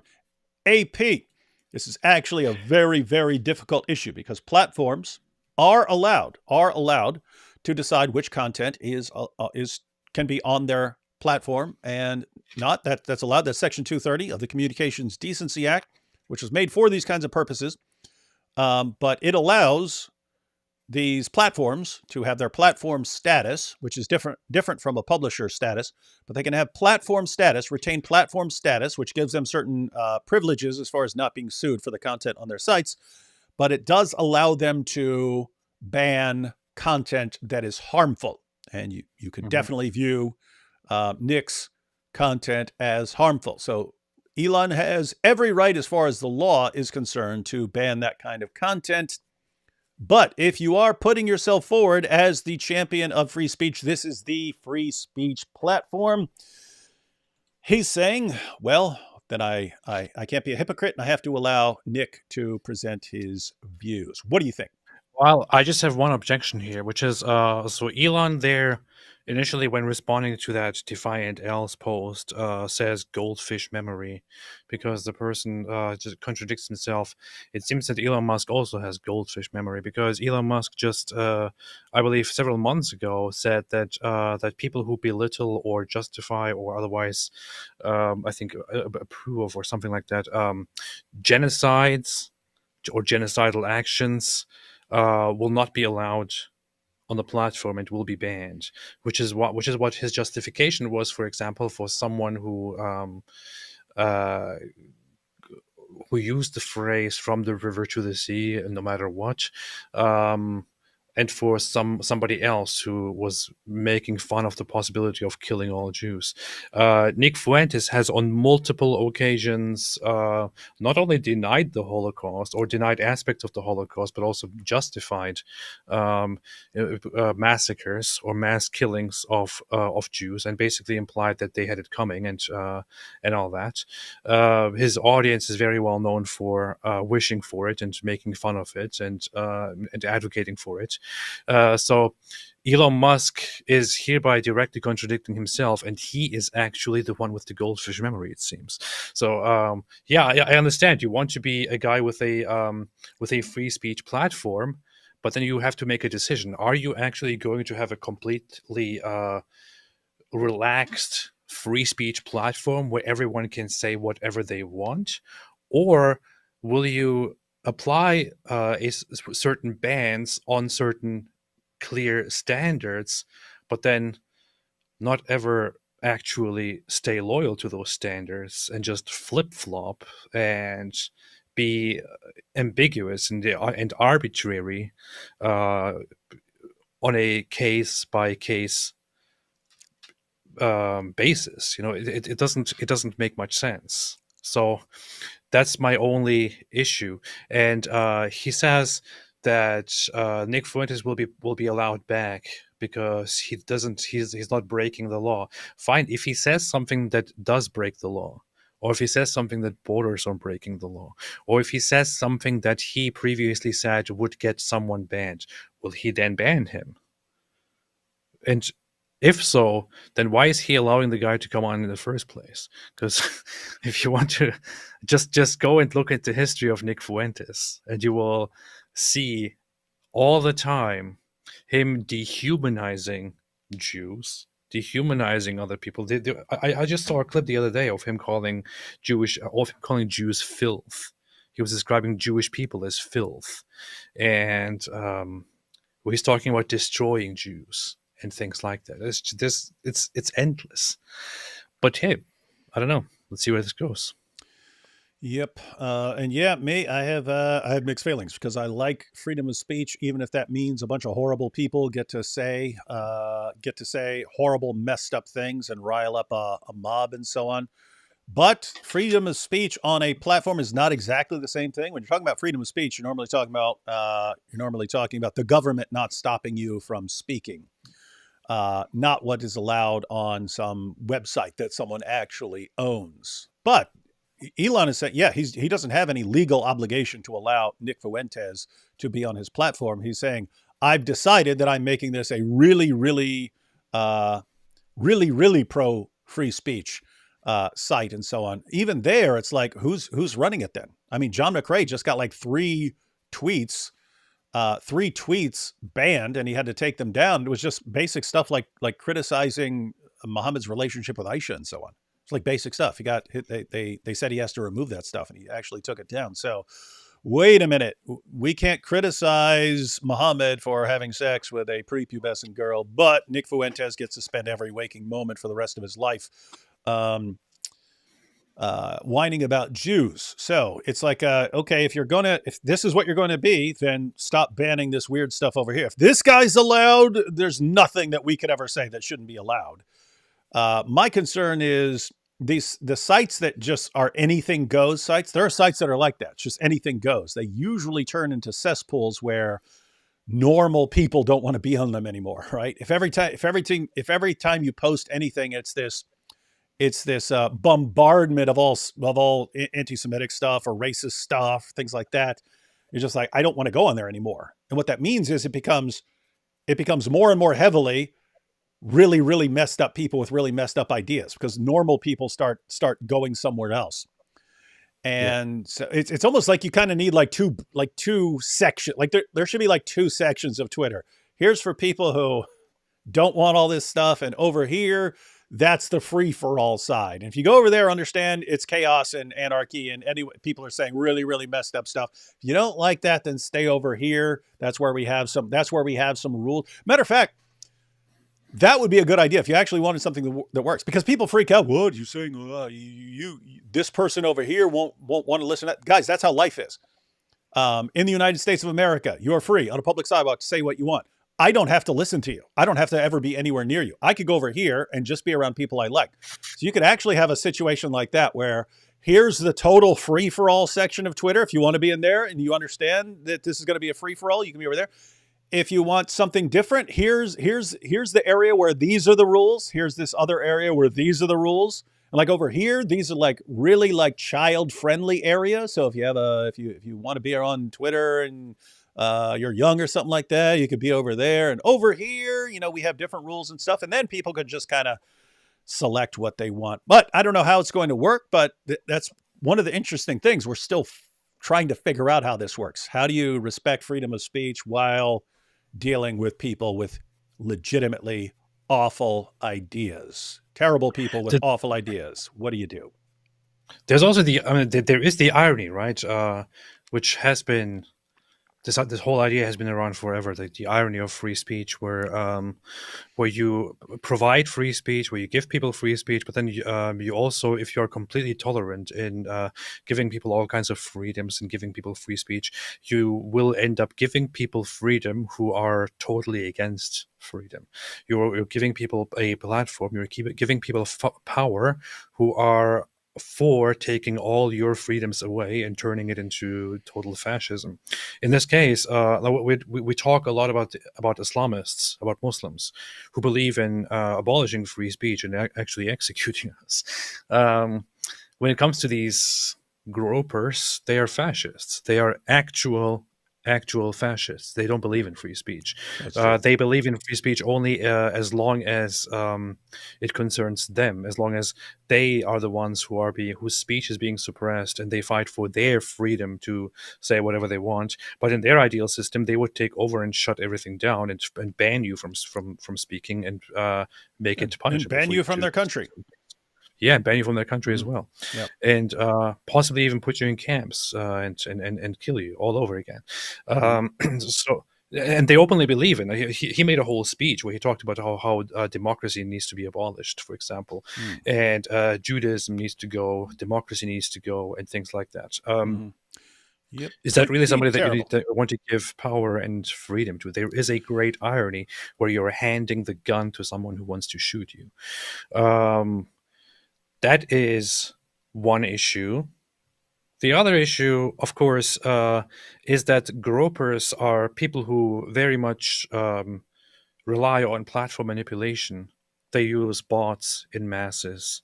Nick Fuentes himself has multiple throwaway accounts, multiple different fake accounts with which he has been on Twitter for this entire time, just under different names. And they always do this flooding with comments whenever their name appears somewhere. They're a bunch of losers who are in their basements just typing garbage on 4chan and thinking they are actually going to change the world.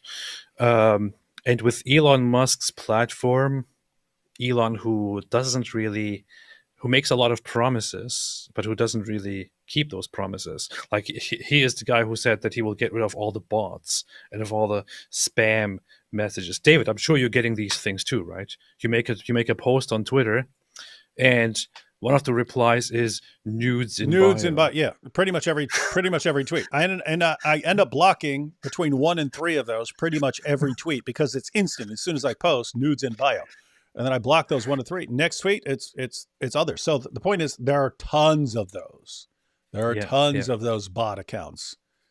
Yeah. And gropers use that kind of stuff as well. I don't know. This is all problematic, but let's see.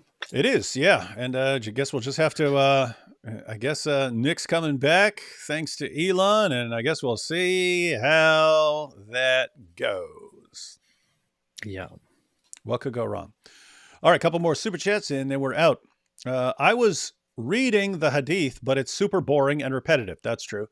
Not as bad as the Quran, though. If you compiled just the wacky leather strap ones and published it, it'd sell like Zamzam water.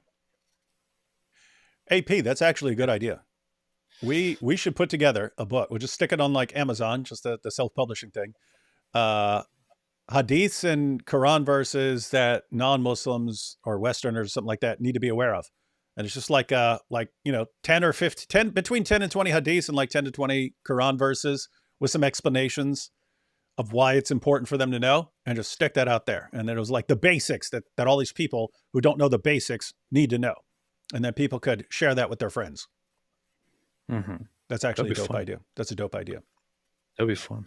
Mm-hmm. Regarding the Benny Hill song, David, for the love of God, do not look up Tribute WMV. It's a 9/11 to that theme you hummed. I wouldn't actually want to watch that. 9/11 stuff too, the Benny Hill song. Did you see that video of that Muslim immigrant desecrating a Shinto shrine in Japan? No, they don't seem to be integrating. I did get a comment, a message earlier saying, "Please rescue Japan from Islam." I was like, "What? You don't have much Islam in Japan." What do they want from Shinto shrines? See, it's got to be a mosque. My 6-year-old daughter loves Jesus Christ. That's good. It's good. Anyone can claim to be Catholic, but remember, true Catholics fulfill biblical prophecy by calling a Jewish woman blessed and honor her. I don't want to speak on the authority or on behalf of Catholics. Too late. You already do. But here I am. This is a thing. Here I am. I can do no other. All right, go ahead. Gropers want to speak in the name of Christians and Christianity a lot because they like to use it for political purposes, which is very funny because most of those people probably don't have any idea about the contents of the Bible, don't know much about Christianity, probably don't practice Christianity, don't care about Christianity very much, but they like to use it for political reasons. They call themselves Catholics. A big surprise. Nick Fuentes is a Catholic and who thinks Catholics should be imposed on everyone. They call themselves Catholics, but they don't agree with any with Catholic doctrines, with Catholic history, Catholic teachings throughout Catholic history.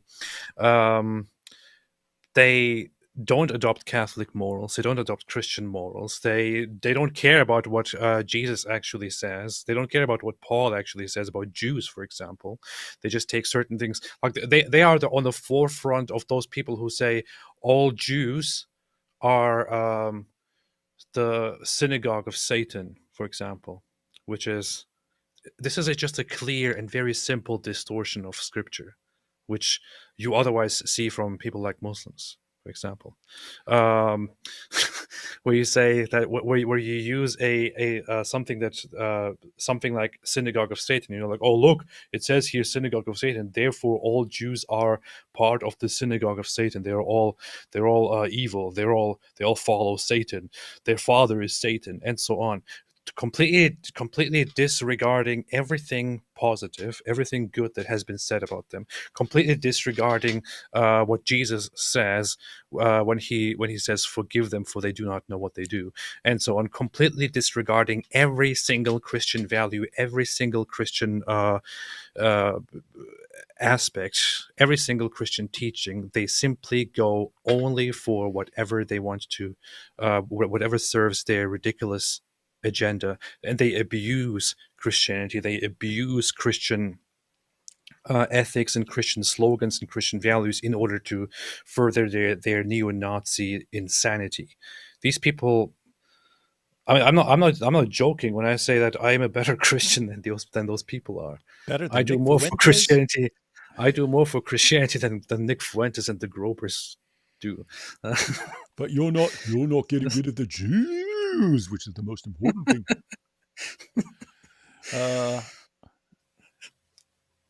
Isaiah 53 says, I pray for you guys just about every day because God blessed you with this ministry. AP is part of this ministry. I feel like I'm losing brain cells every time I hear their dumb answers, lol. Yeah, that's, you feel, when you listen to the Dawa guys, you either feel like you're losing brain cells or you want to go take a shower or both. Prostate Aladdin. Way too much sarcasm. Nowhere near enough trigger warnings in this stream. Shame on you. Yeah, I always forget the trigger warning. I need to put up a sign before I go live to remember to have more trigger warnings. Could you guys please review Mojob's though questions? Was that tough questions? Though questions. Was that those Russian or Turkish dudes or whatever? Is that another reference to that? Is that show called Tough Questions or something like that? I don't know. We could look at those. Though questions. Yeah, I wouldn't mind that. Yeah, we will go through that. If Muhammad Hijab was talking about Christianity on one of those shows, we'll go through it at some point because we know it's going to be very enlightening. Rachel says, would you consider doing a video with traveling Israel info? Also, I'm so happy I finally got to see your show live. Yes, Rachel, we will do that. You'd be willing to do a show? Yes, we are. You've heard it here. I don't know who that is, but yes. If AP's willing, then yes, we'll do it. Any chance you guys could debate Ali Dawa? What? Ali Dawa? No, Ali Dawa is never going to debate anyone else again in his life. Any chance you guys could debate Ali Dawa or Mojab again in the future? On our end, can I say this, AP? On our end, we are willing. We do not think they are going to do that. We do not think they would do it. Yes. Can we agree that we would be happy to have a 2-on-2 debate with Muhammad Hijab and Ali Dawa? I agree. We agree. I would do it tonight if they agree. So you heard it here, folks. Their legendary idiocy always makes for the funniest content. Yes, and that's why it is very good that they have become as popular as they have become. Pablito in bio. Who's taking bets on how long Nick Frito's unban actually lasts? My bet is less than 2 minutes. He can't help being a morally bankrupt individual who should be banned just for saying he's a Christian. Yeah, that's the question. I personally think if he gets back on, he's going to be somewhat careful on what he says because you won't want to get. Once you've been banned and you realize how difficult that can be, if you get unbanned for some reason, you're going to want to keep that going. It sucks being on platforms out in the middle of nowhere and so on. So I think I would guess he will adapt. He's going to be saying horrible stuff, but people are saying horrible stuff all the time there. Jake Shields, all these guys, Suleiman Ahmed, they're all saying horrible stuff constantly and they get away with it. So he'll at least be at that level. What's that? Did you see the Palestine LGBTQ flag? I've seen it before. Okay. Yep. Yeah, I've seen it. Yeah, we need to get one of those and have it waving in the background of all stuff. Have it in the background of all our videos. All right, ladies and gentlemen, we went through what, about half a dozen topics here. Those will. So again, put up there's another channel for the shorter clips. So this was a long little over 3 hour live stream, and we covered a number of topics. If you want to share any of those individual topics, they will be cut up on the channel Christian and Atheist React. So be sure to check that out. If there's any of the particular topics that you want to share, that's where those will be. All right, AP. We don't know what we're covering yet tomorrow, do we? Could be Destiny, or something else. Most likely, the whole Destiny and the Nick Fuentes' boyfriend, the debate. It looks like an interesting one, so we'll probably have a All look right. at that. That's what we'll be most likely be checking out tomorrow. All right. Yep.